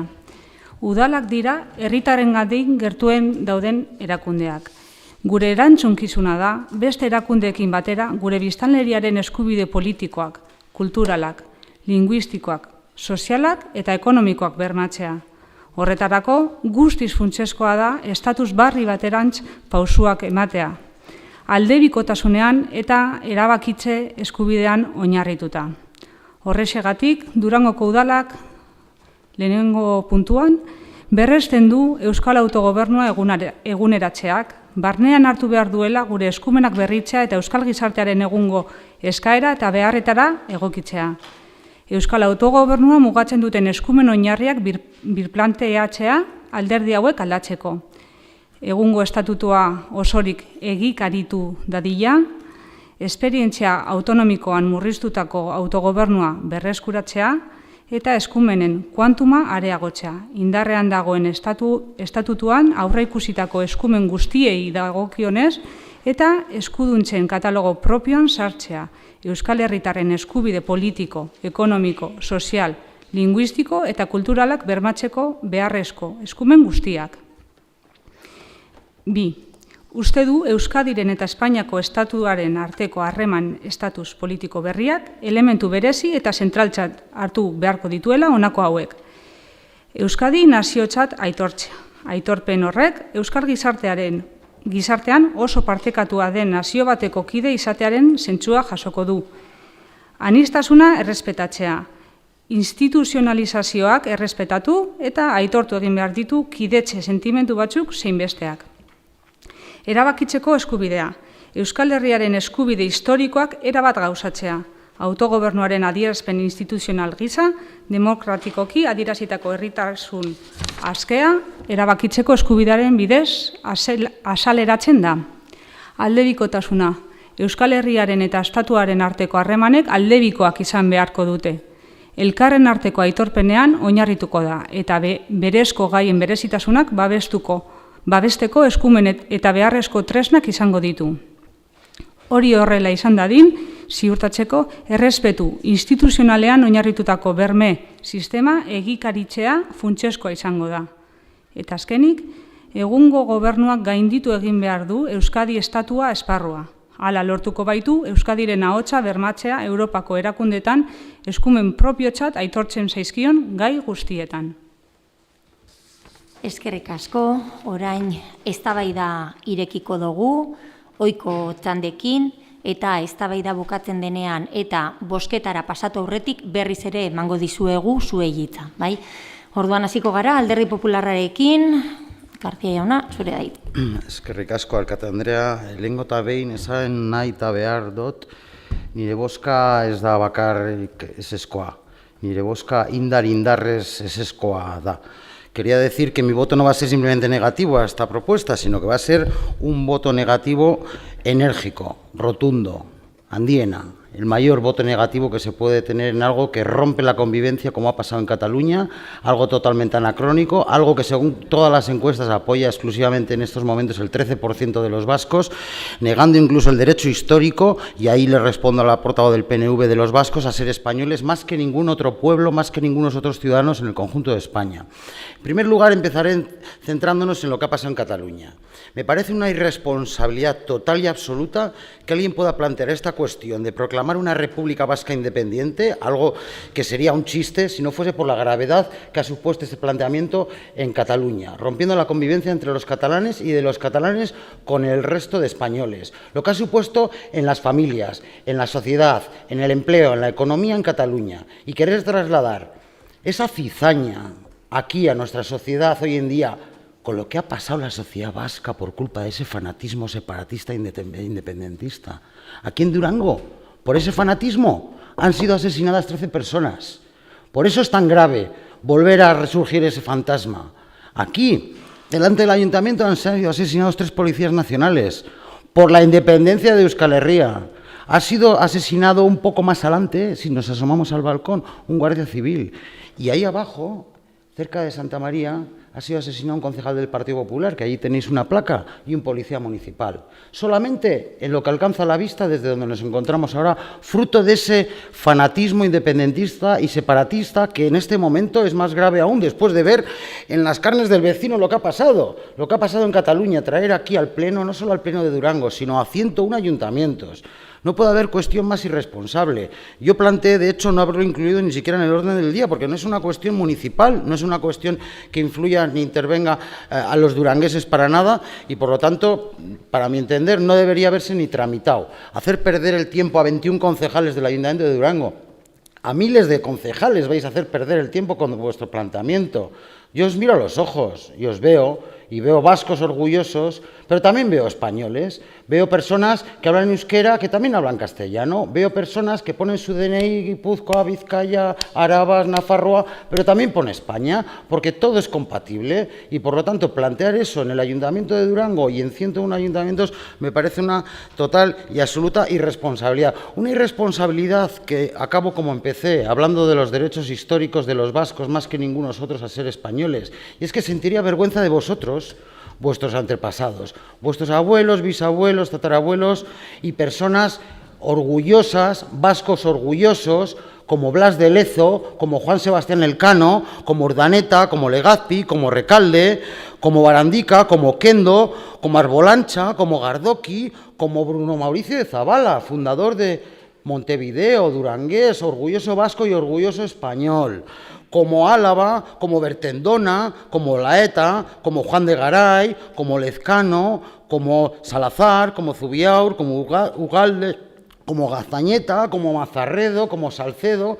Algunos pensaban que estoy hablando de calles de los municipios vascos, pero es que son calles, efectivamente, de personas que han sido vascos y españoles orgullosos que han contribuido a la España actual y que han contribuido a que en el mundo hablen nuestro idioma, uno de nuestros idiomas, porque además de ser el castellano, el idioma español, también el euskera es un idioma español y, como digo yo, más español incluso que el castellano, que es fruto de la unión del latín con el euskera. De hecho, los primeros textos escritos en euskera y en castellano aparecen juntos y el roce del latín con el euskera es lo que genera el castellano. Aquí en Euskadi también es otro idioma propio de nosotros y, por lo tanto, que hayan influido tantos y tantos vascos en que haya 400 millones de almas en el mundo hoy en día que tengan nuestras creencias, nuestra cultura, nuestro idioma, nuestros nombres y nuestros apellidos, y sean vascos, es para estar orgullosos. Y terminaré poniendo dos ejemplos concretos de hoy en día y en las cuales los vascos podemos estar muy orgullosos y que demuestran cuando el conjunto de los españoles estamos unidos somos más y más fuertes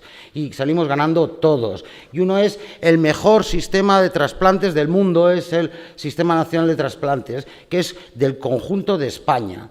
Y otra es, hace escasos días hemos visto cómo el mejor equipo deportivo en la historia del mundo y en la historia de España, la selección española, de nuevo ha conseguido otro nuevo éxito gracias a la intervención de los vascos. Son dos simples ejemplos, pero que demuestran cómo unidos somos mejores. Y por lo tanto, considero que esa iniciativa que se ha planteado hoy aquí, que se lleva a 101 ayuntamientos de forma tan irresponsable, es sumamente perjudicial, es sembrar cizaña, es anacrónica y es algo que desde el Partido Popular vamos a votar rotundamente en contra y que vamos a argumentar una y otra vez sin dejar de cansarnos, alto y claro. Lo hicimos cuando algunos pretendían incluso acabar con nuestra voz con el uso de la violencia, ¿cómo no lo vamos a hacer hoy en día? Y quiero poner de manifiesto que la responsabilidad que ha pasado en Cataluña creo que es suficiente como para tratar que ahora aquí, en nuestra querida tierra vasca, se vuelva a un proceso similar al que ha causado tanto mal en Cataluña y tanto mal en el conjunto de España.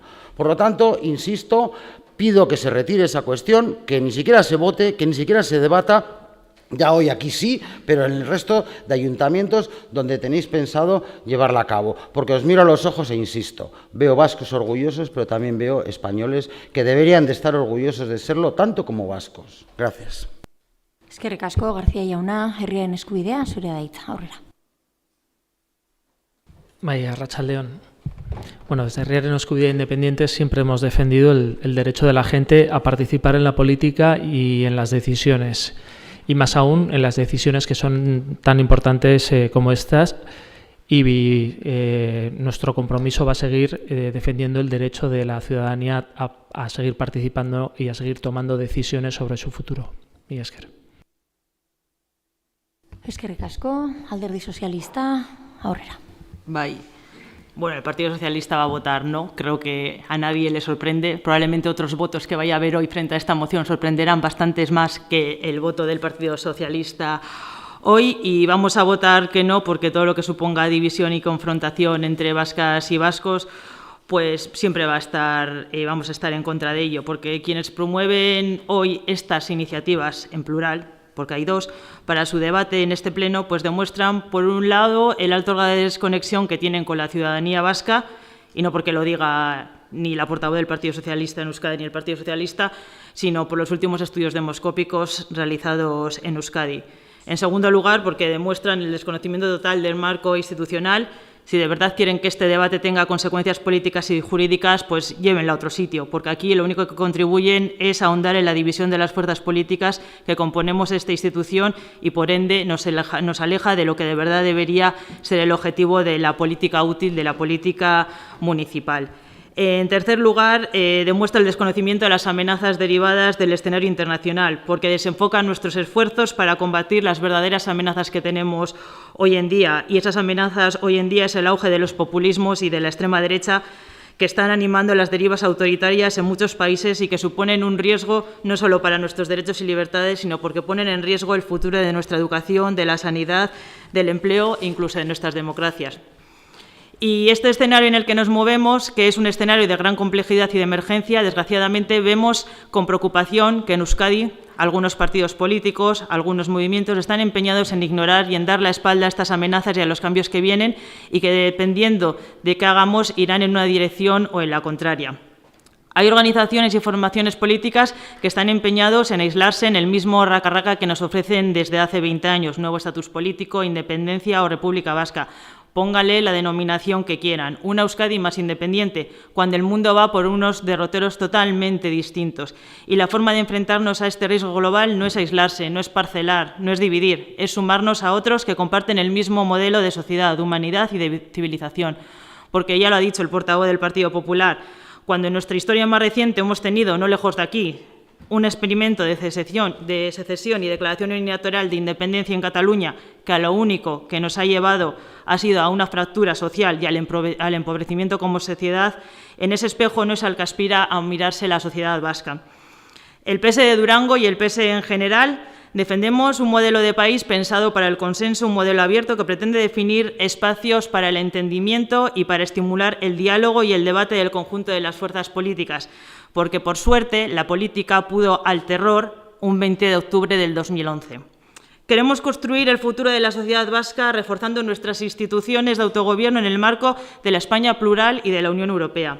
Entendemos el autogobierno como la herramienta más adecuada para organizar la convivencia en sociedades plurales, asegurar el respeto a los rasgos diferenciales de las mismas y gestionar los servicios públicos para garantizar los derechos sociales. En este marco nos encontrarán a los y las socialistas vascos, no en enseñaciones rupturistas que lo único que hacen es debilitarnos como sociedad. Porque es que además, si ni vosotros mismos los que venís a presentar esta moción os la creéis, porque no es porque lo diga yo, por lo que he leído, surgisteis en el 2019 y parece que os estáis disolviendo. Por tanto, si ni vosotros mismos parece que creéis en ello, ¿cómo nos vais a hacer a los demás o al resto de la gente que os siga? Respecto a la moción alternativa, bueno, poco más que decir. Que el PNV le haga el juego a EH Bildu, pues está muy bien. Recordar que las dos veces que el Partido Nacionalista Vasco y el PSE han votado diferente en este pleno, en esta legislatura, ha sido las dos veces que el Partido Nacionalista Vasco ha decidido sumarse a EH Bildu. EH Bildu, pues nada, ayer Otegi con Puigdemont, hoy con el PNV, ya sabemos cuál es vuestro frente común, preferís la identidad. Mientras el resto de partidos políticos sigáis peleándoos, preocupándoos por estas cosas, pues el Partido Socialista estaremos con lo que de verdad le preocupa a la gente, porque frente al derecho a decidir y a la división, nosotros defenderemos el derecho a convivir, a la convivencia, que es lo que hemos hecho siempre. Eskerrik asko. Eskerrik asko, EH Bilduren txanda, bai, aurrera, zure da hitza. Aupa, arratsaldeon. Bueno, apur bat arraroa egiten zaiz, ez da egiten ondo edo eztabaida honetan parte hartu, edo bueno, zuen proposamenaren inguruko balorazioak egin. Orduen bigarrena egingo dut, batez ere, ez dudalako sortzen ari den eztabaidan pertsona konkretu batzueri fokua jarri telebistan.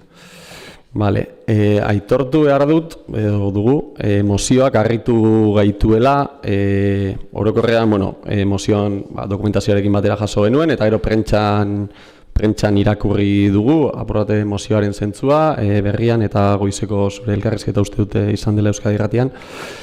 Eta, bueno, orain arte Durangon ez dugulako mugimendu honen inguruko berririk izan, eta mozio honen inguruko ere hartu emonik izan, edo, bueno, jakin da alderdi independentista garela, bueno, arraroa egin zaigu egiteko modua, gainera apurrat Durango de repente foko mediatiko baten agertzeak ere, apurrat mugitu gaitu. Hori formaren inguruan. Eta edukiaren inguruan, naiz eta helburuak uste dugu partekatzen ditugula, uste dugu bidea ezin dela hutsean egin, edo helburuetara nola helduko garen, ez da horrelako pertiga jauzi batekin, ezin dela planteatu inungo bide horrerik gabe. Horregatik, bueno, EH Bildun badugu, prozesu independentista garatzeko eta Euskal Herria beste estenatoki batera eramateko bide horri bat, azkeneko gure kongresuko ponentzia politikoan ageri dena, aukera izango zen duten irakurtzeko, baina hala ere, uste dugu, bai, elkartegintzatik eta orokorrean jendarteko antolakuntza ezberdinetatik aportazioak beti ongietorriak direla, hau baita ere. Saiatu gara, ekimen honi bide ematen, abstraktuan Euskal Errepublika bat garela aldarrikatzetik, apur bat, gure ustez une honetan ez diolako prozesuari ekarpenik egiten, lurreratzera. Lurreratzeko 5 puntu hartu ditugu oinarritzat, adostasun hori bilatzeko, nazio aitortza, aniztasunaren errespetua, erabakitzeko eskubidea, aldebiko harremana estatuekin eta ahots propioa Europan. Apur bat oinarritzen dira EAJak aurkeztu duen mozioaren puntuak, eta puntu honetan oinarritutako adostasun bat lortzen saiatu gara eta lortu dugu. Orduan, ez dakit guk gehiengon eraikuntzan lanean jarraitzeko asmoa daukagu eta bide horretan, naiz eta ez egun bezala igual, baina norbanako bezala ere, eskua luzatzen dizuegu elkarlanerako garantzean. Eskerrik asko, lehenengo korronda hau bukatzeko, Euskal Alderdi Jeltzalea, aurrera. Lehenengo esan, mozioa erregistratu zen momentu berdinean, alderdi guztietara bidali zala, eta, orain bai, gure testua. Eusko Alderdi Jeltzalea garen heinean, harrotasunez esan daikegu, Sabino Arana izan zala lehena Euskal Nazioa bere 6 lurraldeakaz errebindikatzen, horrexegatik jarri eutxan izena errealitate politiko barriari, Euskadi. Bandera bat sortu ere, Euskal Herriaren ikurra, erakunde politiko gisa ikurrina. Eta abertzale deitu eutxien kausa politiko nazional bakarra dugula defendatzen dugunoi Euskal Herrikoa. Beraz, gaur dagokigun gaiaren arira lehenengo eta behin, esan gura neuke guztiz ados gaudela, ehun elkarteko hasierako adierazpenagaz. Udalak dira, herritarrengandik gertuen dauden erakundeak. Horrexegatik, hainbat ekimen martxan jarri doguz Durangoko udalean. Batik bat, auzoetara bizita eta prozesu parte hartzaileak. Gobernuan sartu ginenetik gure estiloa jarri nahi izan dugu. Herritarrak une oro entzuten eta hartatzen. Bai udaletxean bertan, bai prozesu parte hartzailetan, bai auzoak bizitatu eta bertaratutako herritarrekin, banan-banan hitz egin, euren kexak eta iradokizunak apuntau eta kontuan hartuz. Euskadiren herritarron interesak, beharrizanak eta eskubidak defendatzearekin bat gatoz. Baita gure nortasun propioaren defentsarekin ere. Aldiz, zuon ikuspegi eta estrategiak zeharo desberdinak dira. Zuona alde bakarrekoa eta zentzu absolutu eta erradikala. Gurea, elkarrizketen, negoziazioaren, akordioen eta aniztasunaren aldekoa. Guk danontzako gobernatzen doguleko. Are gehiago, gizartearen sektore desbardinak barne hartzen dauzan proiektu nazional batean lan egiten dugu guk, herritar guztiek kontuan hartuta. Bestalde, EAJan akordioen alde gauz, maila guztietan, bai, udal mailan ere. Aliantzetan eta lankidetzan sinesten dugu, beste indar politiko, elkarte eta mugimendu batzugaz. Horren baitan, esaera zahar batek esaten dau, bakarrik basabiltz azkarrago joango zara, lagunduta basabiltz urrunago iritsiko zara. Gure jarrera estatuaren errealitate plurinazionala onartzean oinarritzen da. Estatutu itun barri bat onartuta. Itun barri bat kontzertu ekonomikoaren ereduan oinarrituta. Autogobernuan, bizikidetzan eta ongizatean hasteko aukera emongo deuskuna. Horretarako, EAJak Espainiar gobernuarekin adostu dau, Euskadiren autogobernua, aitorpen nazionala, euskal eskumenen babesa eta aldebikotasunean eta foraltasunean oinarritutako berme sistemari buruz negoziatzeko eta adosteko konpromisua. Halaber, instantzia gorenetan eman behar den eztabaida da hori, udala espaita horri buruz eztabaidatzeko foro egokia. EAJak betidanik lan egin dau autogobernua defendatuz. Euskal erakundeak indartuz, autonomia handiagoa sustatzeko eta itxartutako transferentziak gureganatzerakoan tematzen jarraituko dugun lez. Primum vivere diede filosofari. Gauza abstraktuetan pentsau aurretik bizitzako arazo errealak eta zehatzak konpondu behar diez.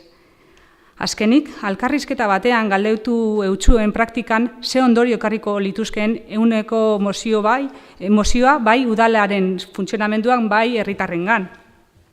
Zuzeu, unai, erantzun zendun gauza handirik ez, arlo simbolikoan bakarrik. Eta Durangoko gobernu taldea Durangarrentzako lan egiten dauenez, euren ongizatea bermatzeko ekimen errealak gauzatzen diardu. Argitu nahiko nuke be, zuokaz telefonoz harremanetan jartzen saiatu garela, baina ez dugu erantzunik jaso. Ez dakigu gugaz harremanetan jarri zarienik, baina duela egun batzuk elkarrizketa batean esan zenduan lez. EAJkook herrigintzatik aberrigintza lantzen diardugulako. Eskerrik asko, honekin lehenengoko ronda bukatzen da, ez dakit bigarren ronda beharrezkoa ikusten da, Alderdi Popularra, bai? Zurea da hitza. Sí, solo matizar que Sabino Arana publicó que los vascos debían buscar su felicidad dentro de la nación española. Estas fueron las últimas declaraciones de Sabino Arana y además están escritas de su puño y letra, confirmadas por varios periodistas que le visitaron ante el cambio y el giro en sus planteamientos ideológicos. Así que, bueno, pues en fin, todos podemos poner ejemplos, como por ejemplo don Miguel de Unamuno, que decía yo soy vasco, por lo tanto doblemente español, o decía también que en todas las batallas donde fue necesario defender a España fueron los vascos. Y además no nos llevaron, fuimos como vascos y como españoles. O lo que dijo Blas de Lezo: dile a mis hijos que morí como un buen vasco, defendiendo la integridad de España y de su imperio. Frases verídicas, ilustres y ejemplos de vascos que han aportado a nuestra historia propia como vascos e, insisto, al conjunto de la historia de España. A estos señores no les vale la proclamación de la República, pero si ya la hemos tenido aquí al lado. Claro, no les vale porque fue en Eibar la República, pero fue la República Española. Eso no les vale. A ustedes eso de república, monarquía, les da exactamente igual. Solo aspiran a separar, a poner fronteras donde no las hay, en una Europa y en una España que buscamos cada vez más unidad, buscar todo lo que tenemos en común, y ustedes buscan poner fronteras donde no las hay, buscan dividir, buscan separar, buscan confrontar, buscan algo totalmente negativo y que además tiene repercusiones. Y repercusiones graves y problemáticas y preocupantes, y por eso son pasos en el sentido contrario, porque el hecho de buscar la separación, la ruptura, romper el marco constitucional, la estabilidad legal, es algo que espanta las inversiones, espanta las empresas que generan empleo, que generan puestos de trabajo, hace que muchas de nuestras empresas se marchen a otros lugares, empresas e inversiones que pudiesen venir aquí no vengan y se vayan a otros lugares, porque esa inestabilidad del marco jurídico es lo que espanta, y espantó a las empresas en el Brexit del Reino Unido cuando salió de la Unión Europea, también ha espantado a las empresas en Cataluña cuando han buscado esa división, esa separación,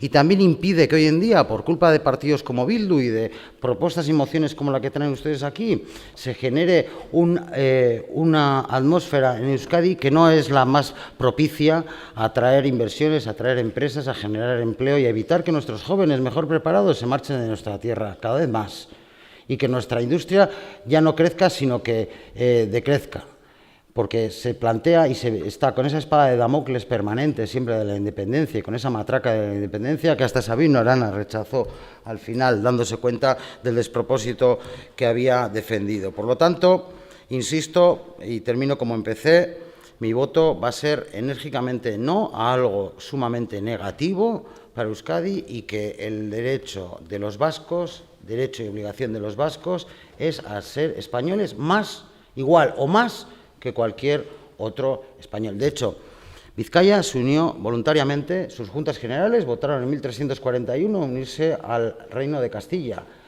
y por lo tanto aquí tenemos, insisto, más derecho quizás que otros, y eso sí forma parte de nuestros derechos históricos, del mismo modo que en 1486 la reina Isabel la Católica juró los fueros de Vizcaya como señora de Vizcaya en Guernica, y después se trasladó a escasos 40 metros de donde nos encontramos hoy aquí, a la casa del alcalde de Durango, al Palacio de Lariz, que lo tienen ahí ustedes, les invito cuando salgan de aquí para visitar y aprender de la historia de Durango, de la historia de Vizcaya y de la historia de Euskadi, el lugar donde estuvo la reina Isabel la Católica, que en esos momentos ya era señora de Vizcaya. Y esos son los derechos históricos que tenemos los vascos, que participamos en la toma de Granada, que nos unimos al resto de España antes que el Reino de Navarra y que, por lo tanto, insisto, si nos ponemos a hablar de la historia de los vascos, es un derecho y una obligación el ser españoles más que ningún otro. Por lo tanto, votaré que no, con conciencia, buscando lo mejor para los ciudadanos de hoy en día, buscando respetar las tradiciones históricas y los derechos históricos de los vascos, y no es otra que el derecho a ser españoles como el que más. Gracias. Eskerrik asko, García jauna, herriaren eskubidatik, ez, Alderdi Sozialista ez, EH Bildutik bai, aurrera. Bueno, ez gonbidapen bat, uste dugu, hori gehiengoen eraikuntzan polarizazioak leku bat izan behar duela, nuke nahi gure artean izatea, beraz berriz ere prozesu honetan eskua luzatzea eta lanean elkarrekin aritzeko ahalegina egitea denon partetik. Eta bukatzeko, Eusko Alderdi Jeltzalea, zurea da hitza. Bakarrik laburbilduz, EAJak lidergo historikoa.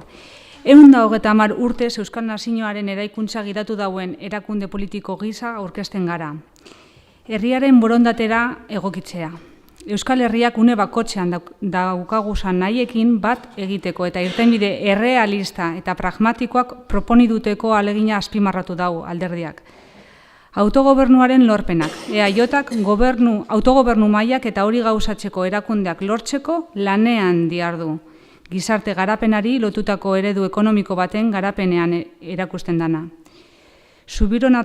Subiranotasunaren naia, alderdiak berretsi egiten dau Euskal Nazioaren soberanotasun osoa eta erabakitzeko eskubida lortu gura dugule. Itunaren bidea, alde bakarreko bidea baztertzen dugu eta estatuagaz negoziatzea defendatzen dugu. Nazio aitorpenean eta erabakitzeko eskubidean oinarritutako estatus politiko barri bat lortzeko. Euskal lurraldei dagozkien eskubide historikoak eguneratzea defendatzen dugu, estatuagaz egindako itun baten bidez. Eta azkenik estatus politiko barria, estatus barri bat proponiduten da, aldebikotasun politikoa bermatzeko, eskubide historikoak eguneratzeko eta Euskal autogobernua zabaltzeko. Biztanleriaren eskubide politikoak, kulturalak, linguistikoak, sozialak eta ekonomikoak bermatzearen garrantzia azpimarratzen dauena. Eta barkatu, azkenik hau bai, etengabeko konpromisua. Horretan sinesten dau EAJak. Eta horregaitik jarraituko dugu lanean. Eskerrik asko, eta orain bozkatzera pasatu aurretik, Paula Zajauna, zurea da hitza. Eskerrik asko. Badirudi hemen batzuk ez dute irakurri mozioa eta esan dian guztiak ere ez. Hau ez da Euskaldun Espainolen kontu bat, hau ez da eskubia zapaltzaren kontu bat, justo alderantziz guk Euskal Herrepublika justifikatzen dugu Euskal Herrian bizigaren guztiok eskubide berak izan ditzagun. Beraz, aurretikan irakurtzea eskartuko nizueke eta ez bakoitza bere orain dela 20 urteko monsergekin etortzea. Hau esan da, ordezko mozioa edo urgentziazko mozioa uste dela, sartu duzutena.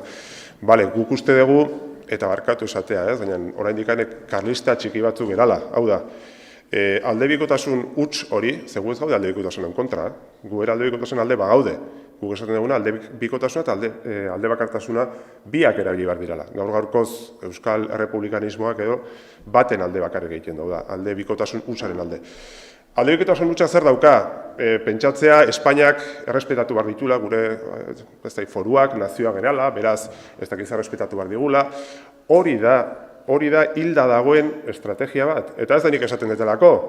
Guk kalera irtetzen baldin bagera eta galdetzen baldin badiogu edon hori, zuk pentsatzen duzu Espainiak onartuko digula sekula edo Frantziak autodeterminazio eskubidea, ez independismoa bakarrik. Gehiengo zabal batek esango luke ezetz. Beraz, hor oinarritzen diran estrategia guztiak hildako estrategiak dira. Eta zein da horko demostrazioa? Independismoa jeisten ari dela. Erreferentzia nagusiak, independismoa erreferentzia nagusiek, esaten baldin dute aukera lehioa dagoela, Espainian posible dauta bestea, eta jendeak ez pausinisten, desilusioa sortzen da.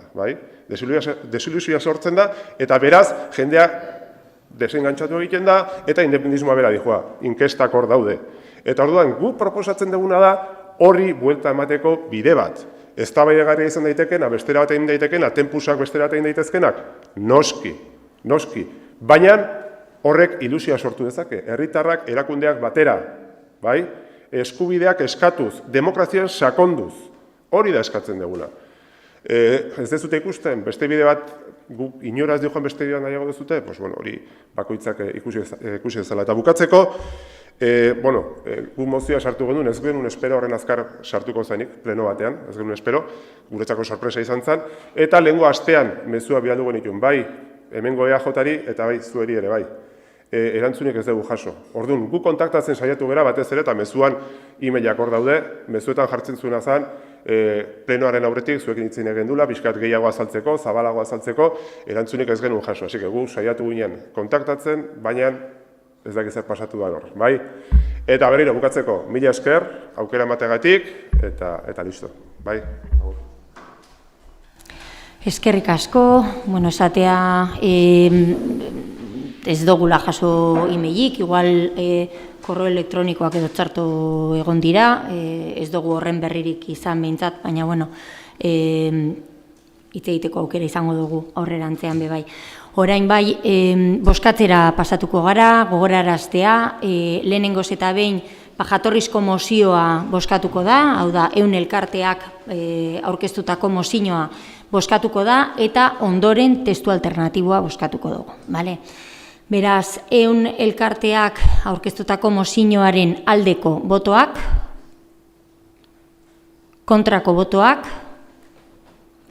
Eusko Alderdi Jeltzalea, Alderdi Sozialista, Alderdi Popularra kontrako botoak, abstentzioak, EH Bildu eta Herriaren Eskubide abstenitu egiten dira.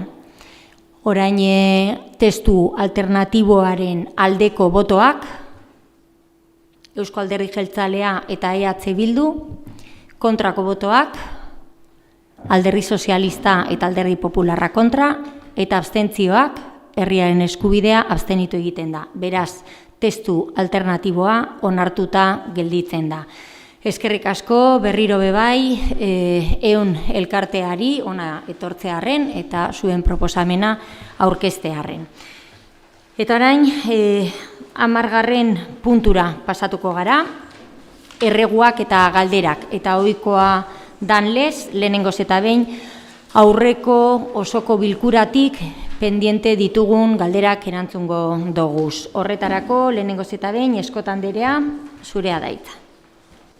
Neuk erantzungo diot lehenengo PP-ari, Carlosek galdetu zuen, Durango nakopatuta dagoen pisu bategaitik, Mikeldi auzoan, orduan, esan behar dizut, hori pisua zuk galdetzen duzuna, 25 urtetan utzik egon dela, jabetza ere erentzia batena da, eta ez da egon argi orain dela gutxi arte, orduan baita polizia municipalak eta baita ertzainak legearen barruan jokatu behar dabe, eta holako kasuetan legeak esaten dau derrigortuta epaitegietara jo behar dela, eta epaitegietan epaileak esango dauela zelan aldan desalojatu.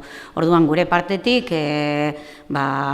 posible izango bazen, gu lehenbailen ataratzea, okupa horrek ataratzeko alde gauz, baina legea holanda, eta kasu honetan desokupatuta egonda hainbat urtetan, eta holan jokatu behar da derrigorrez.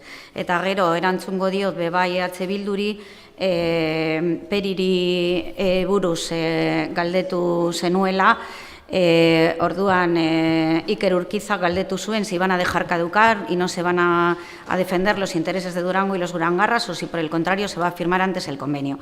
Esan behar dut ja idatziz erantzun dugula, prozedura hori etetxeko eskari bat egin zen 2023an uztailak 14an, eta udalari notifikatu egin zen 2023 uztailak 18an. Orduan, EPEA aurten bukatuko da, baina izango da uztailan 18an, eta orduan gure asmoa da jarraitzea konbenioarekin, adostea konbenio hori, eta badakigu hori EPEA daukagula, eta orduan guk sinesten dugu eta benetan pentsatzen dugu adosteko dugula lehen hau konbenioa, eta ez dela izango beharrezkoa hori EPEraino heltzea. Eskerrik asko, jarraitzen dugu, Oceja Anderea mesedez. Bai, arratsaldeon. Bueno, yo contesto en el idioma en el que se han producido las preguntas. Había dos preguntas del Partido Popular. Una era respecto a los peajes de la autopista. Hace más de un año ya nos reunimos con el diputado del Departamento de Infraestructuras y Desarrollo Territorial de la Diputación Foral de Vizcaya y todo su equipo para tratar el tema de los peajes en Durango. Proponíamos una revisión de los peajes a nivel de todo Vizcaya con el objetivo de garantizar la equidad entre todos los municipios del territorio, siendo la respuesta de que de momento no estaba prevista esa revisión. Siendo esto así, desde el equipo de Gobierno seguiremos trabajando y proponiendo alternativas para conseguir esta revisión. En cuanto a la pregunta de qué usos se pueden dar a los terrenos del tren, bueno, pues comentar que ya sabemos que estos terrenos no son municipales, son de ETS y podemos hacer uso de ellos porque este equipo de Gobierno consiguió que con ETS que nos cediera el uso de los mismos temporalmente durante 4 años, prorrogables a otros 4. Y para unas actividades de utilidad pública o interés público o social, para actividades lúdicas y o de promoción cultural concretas, como son las barracas de San Faustos, el Sesen Plaza de San Fausto, el traslado de las barracas que se colocan en Ezcurdi, un circo, la pista de hielo.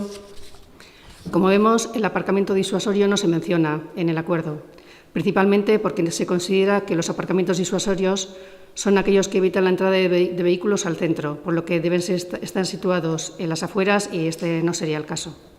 Y además es que justo debajo sabemos que hay un parking público a disposición de toda la ciudadanía. En cualquier caso, estando de acuerdo en que es un espacio interesante para todos y todas, nos comprometemos a analizar y valorar todas aquellas propuestas que queráis proponer para este ámbito. Y luego, en cuanto a la pregunta de H. Bildu sobre la Independencia Plaza y su nombre, bueno, pues comentar que la propuesta es la que ha resultado del proceso de Parte Hartus. Hubo una votación y el resultado es el que prevalece. Nos reunimos con la asociación que presentó la queja y tras explicarles cómo había sido el proceso y bueno, pues cuál ha sido el resultado, nos han indicado que retiran su petición y, por tanto, la plaza se llamará Independencia Plaza y se tramitará como corresponda. Eskerrik asko, orain Sánchez Andrea, aurrera. Arratsaldeon, nik Euskaltegian izandako arazo teknikoi buruzko galdera erantzuteko txandi hartzen dut, ezta? Martxoan 11an, izan gendun batzordean, udal Euskaltegiko zuzendariak azaldu euskun, Euskaltegiko arazo tekniko danak aspalditik konpondute zegoazala. Eta hori guztiak edozein trasladotan gertatzen da diezan arazoak izan likezala. Gainera, eratutako taldei eskolak emoteko espazioen erabilera eta harrerako mostradoreanen planifikazioa be zehatz-mehatz azaldu euskun. Eta oso argi itxibe, beti ahalegin izan dirala bertako langileen eta ikasleen nahiak, helburuak eta ikasteko eta laniteko beharrezkoak diran baldintza duinak bermatzea. Eta hala neiten jarraituko da bela. Batzordean argi itxizan bebai, Durangoko udal euskaltegian baldintzak betetzen direla eta beteko direla. Gero, espazioaren lagatzeari berriro be udal euskaltegiari buruz berbetan nabile.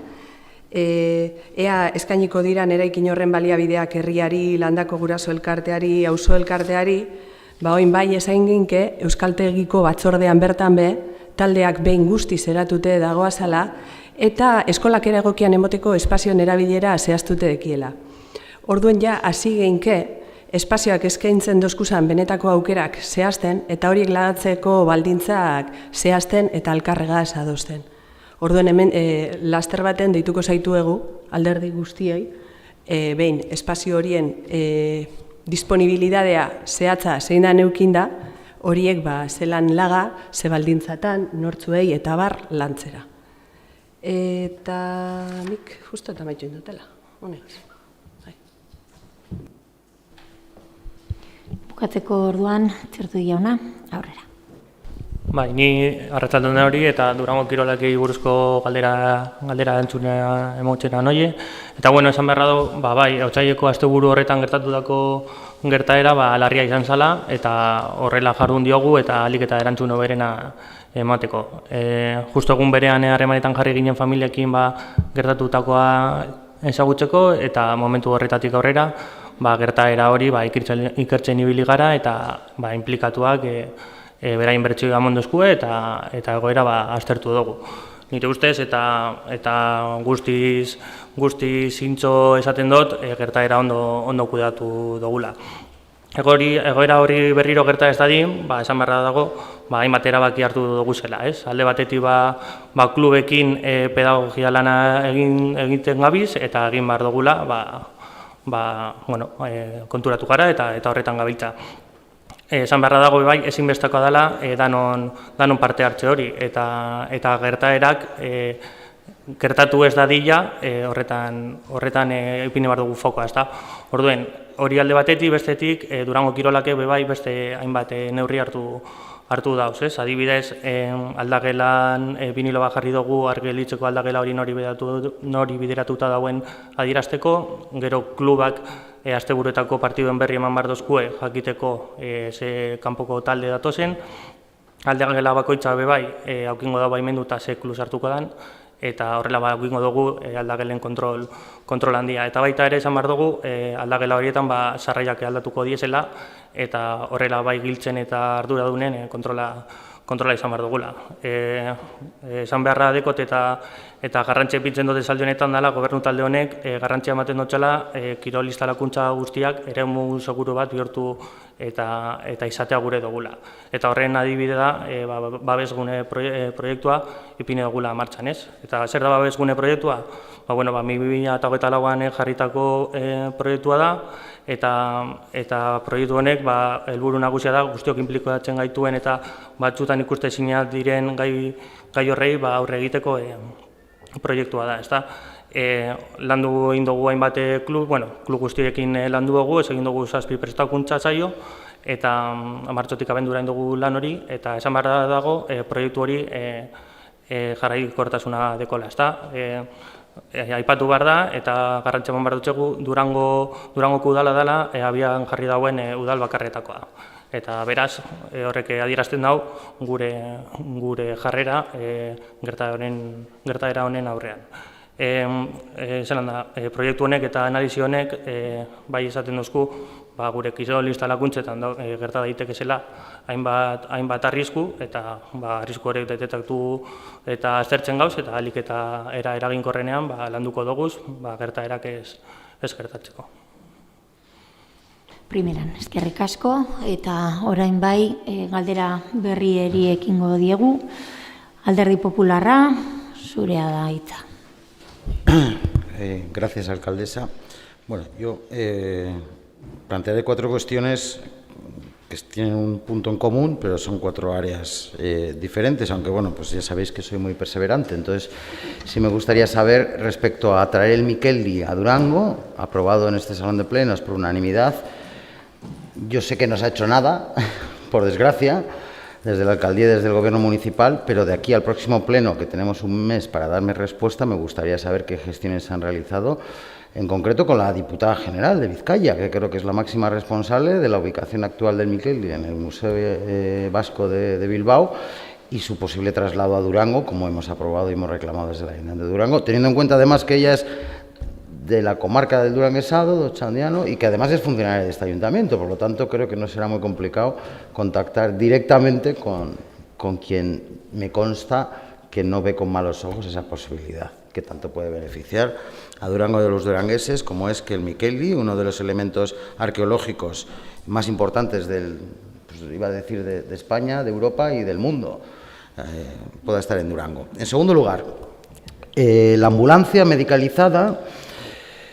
Les informo de que hay una partida presupuestaria en el Gobierno vasco destinada a ampliación de la atención de urgencias y emergencias médicas con ambulancia, que además se aprobó y se incorporó al presupuesto actual del Gobierno vasco a propuesta de mi compañera parlamentaria Laura Garrido en el Parlamento vasco. Por lo tanto, tenemos partida concreta de la cual tirar en Osakidetza y en el Servicio Vasco de Salud para que sea cuanto antes una realidad, algo que creo que estamos de acuerdo también todos y que es del todo necesario, más bien diría yo, imprescindible, como es disponer de una ambulancia medicalizada a la espera de que en algún siglo tengamos ese centro de salud avanzado o, para mi entender, un hospital comarcal.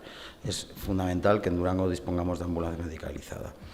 Por lo tanto, insto a la alcaldesa a que de aquí al próximo pleno pues, solicitemos a Osakidetza que esa partida que ya existe pues, se aplique en Durango, teniendo una ambulancia medicalizada.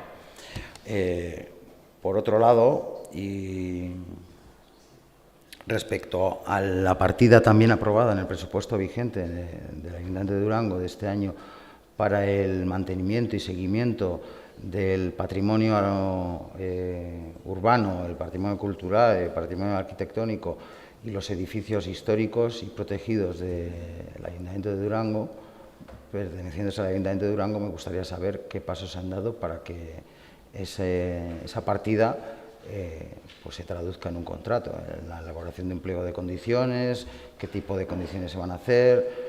Bueno, pues en definitiva que cuanto antes tengamos esa partida ya para hacer ese seguimiento al patrimonio. Y por último, respecto al grupo de trabajo de vivienda que se conformó y se comprometió aquí en este salón de plenos a instancia de una moción presentada por el Partido Popular, que Bildu ha instado a que se convoque cuanto antes, que ya se va a llamar Mesa de Vivienda, quiero recordar que cuanto antes sea convocada, me gustaría saber la fecha ya en la que va a ser convocada de forma concreta.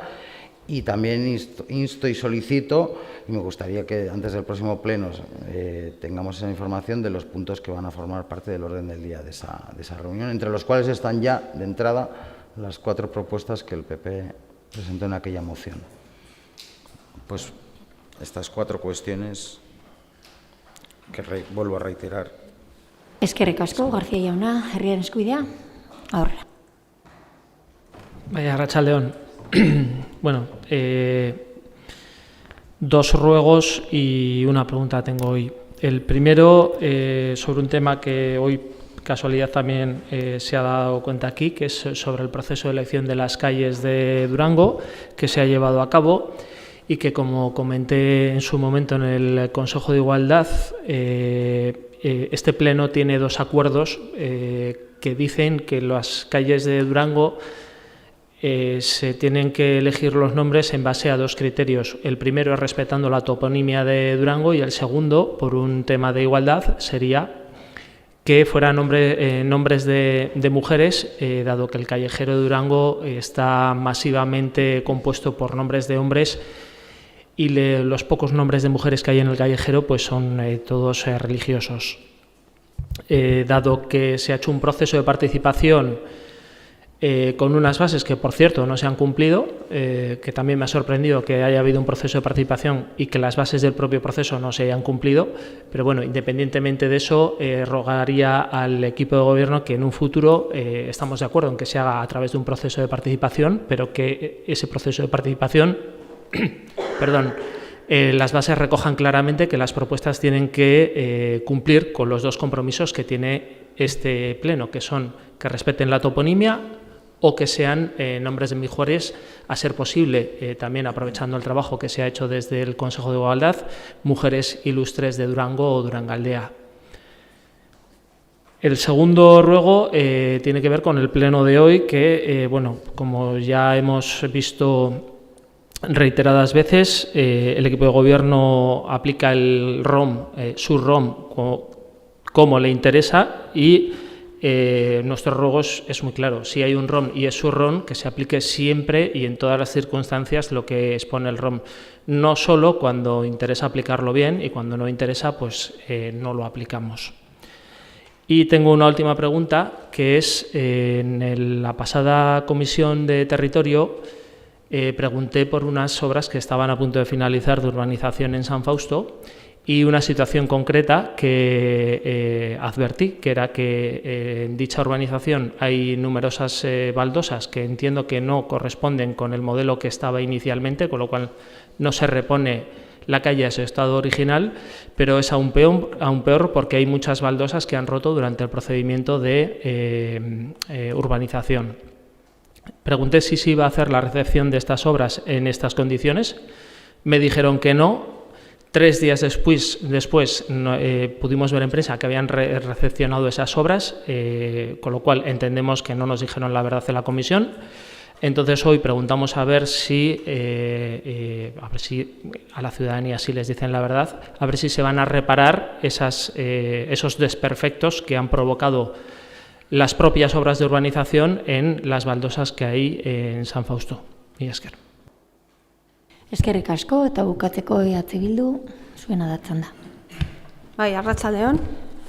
Bueno, Paulek esan dauen moduen, pasan, orain dela 2 asteko martxoko euskaltegi batzordean, euskaltegiko zuzendariak gure galdera batzuei erantzuna emon zioten.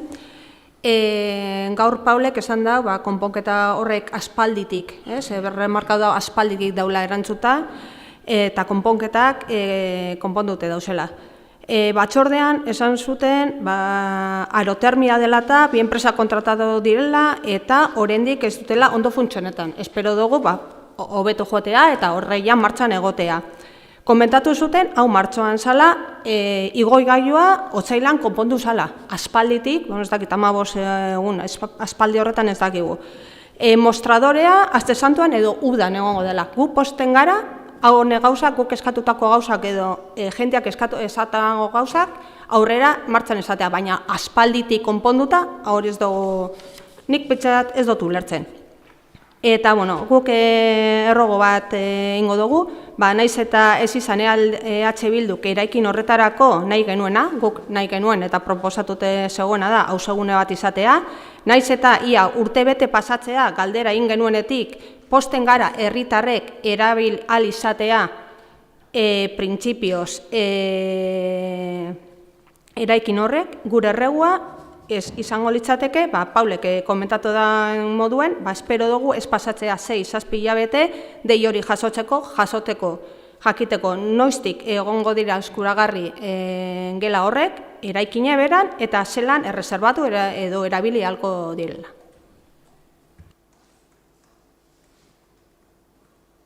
Bai, bestetik, duela urte bat, hasi zan ope bat, administratiboen prozesu bat, eta uste dugu bakarrik dauden hartutak behin betiko zerrendak.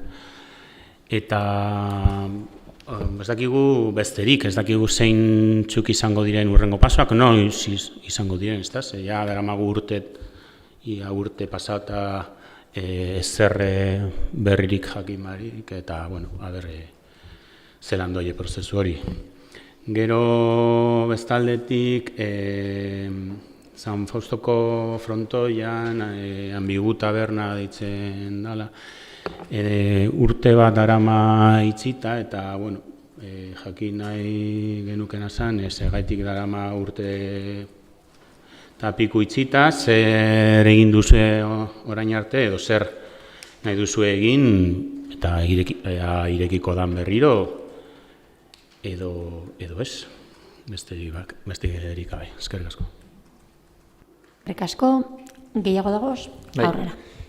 Idatzi bat sartu gendun EH Bildutik pasadan astean, eskatuz bertan bera iztea ustezko horreo zeraikin zaharra okupatzaetik Durangoko lau gazteren kontra Durangoko udal gobernuak hasitako prozeso judiziala.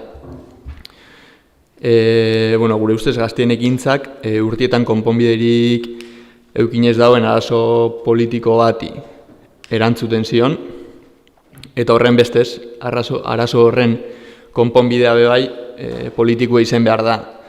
Inola ere ez judiziala.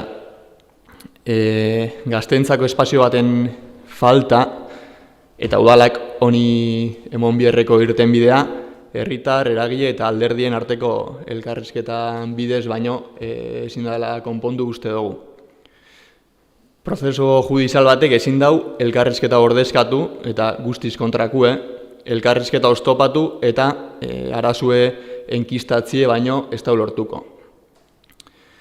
Idatzi honen erantzuna gaur helduiaku eta aholkulari juridikoak, udalaren aholkulari juridikoak dio, una hipotética, eta citauko dut, una hipotética renuncia del ayuntamiento no afectaría a la continuación del proceso penal. Hori alan izan dabe, gure ustez honek ez dau gure eskalaren funtsa aldatzen eta eskatzen dutzeu gobernue eta zehazki alkatieri bertan bera utzi deizela epaite gizen eta polizaren bidea eta hasi deizela elkarrizketaren eta adostasunaren bidea. Eskatzen dugu konkretuki gaztiekin, Durangoko elkarte ezberdinekin eta udal eta sala honetako alderdi diferentieri dei eitie eta bilerak eta elkarrizketa hori hastie Durangoko gaztien behar izan horri irtenbidea emongo dotzen proposamen bat edo egiteko. Bai, galdera honi zuzenean erantzungo dotzat. Uste dut hemen bi gauza nahastu egiten direla nolabait, ezta? Alde batetik dago prozesu judiziala eta hor, zuk esan duzu moduan, nik kontsulta egin nuen eta idazkariak berak bidali dago gaur bertan erantzuna, non nota juridiko bat agertzen dan eta oso argi gelditzen dan, ez dakite merezi duen irakurtzeak, baina beno, zuk zeuk esan dozu, ez? Siendo yo así, una hipotética renuncia al ayuntamiento no afectaría a la continuación del proceso penal, ya que el delito leve objeto del procedimiento que se sigue ante el juzgado de primera instancia, instrucción número 1 de Durango, no es de los denominados como delitos privados. Por tanto, una vez iniciado el procedimiento con la presentación de la denuncia o aquella por el ofendido o agraviado a las que se refiere el artículo tal, el Ministerio Fiscal está legitimado para intervenir en él ejerciendo las acciones que considere procedentes, haya o no acusador particular. Beraz, argi gelditzen dan moduan, ez dago alkatearen esku, hau bertan bera iztea edo ez. Hori, beraz, da alde bat, eta gero bestea da gazteekin hitz egitea. Gu gazteekin hitz egiteko beti gagoz prest, izan be beraiekin batzartu ginen, nolabaiteko dialogoa ireki gendun eta esan gendun zein izan behar zan jarraitu beharreko prozedura eta bidea hor markatu zan, ezta? Gero zoritzarrez, beraiek erabaki zuten beste bide bat jorratzea, etzala guk markatutako edo han batzar horretan danon artean ustez adostutako ibilbidea. Beraz, hor ja gauzak guzti aldatzen dira, edozein kasutan be, gu beti gauz hitz egiteko prest, lehen uste dute Julenek ondo azaldu dauela, gobernu talde honen jarrera zein izan dan, hasi ginen momentutik gure jarrera eta gure estiloa izan da, beti hitz egitea herritarrekin, naiz eta gazteak izan, nagusiak izan, auzoetan egon, udalera etorri, berdin zaigu, guk beti egiten duguna da, entzun eta kontuta neuki zeintzuk diren proposamenak eta saiatu konponbideak aurkitzen, eta horrela bide horretatik jarraituko dugu. Ez dakit beste galderarik daukazuen? Ez, galdera fasean gaude, beste galderarin badiko zu bai, galdera baldin bada. Ez, da, insistitza erreguan, alkulari juridikoak esandakoa esanda ere, iruditzen akula, gobernunekin aldauen honena momentu horretan dela, salaketa hori kentzea, eta elkarrizketaren bidera bueltatzea. Hori. Horreri erantzun da gelditu da, ez dakite idazkari handereak zerbait gehiago gehitu nahi duen, ez da, esan bezala ez da alkatearen kontua, beraz nik uste dute hemen bukatzen dugula, eta eskerrik asko danoi, ondo bukatu eguna, eta ondo jarraitu.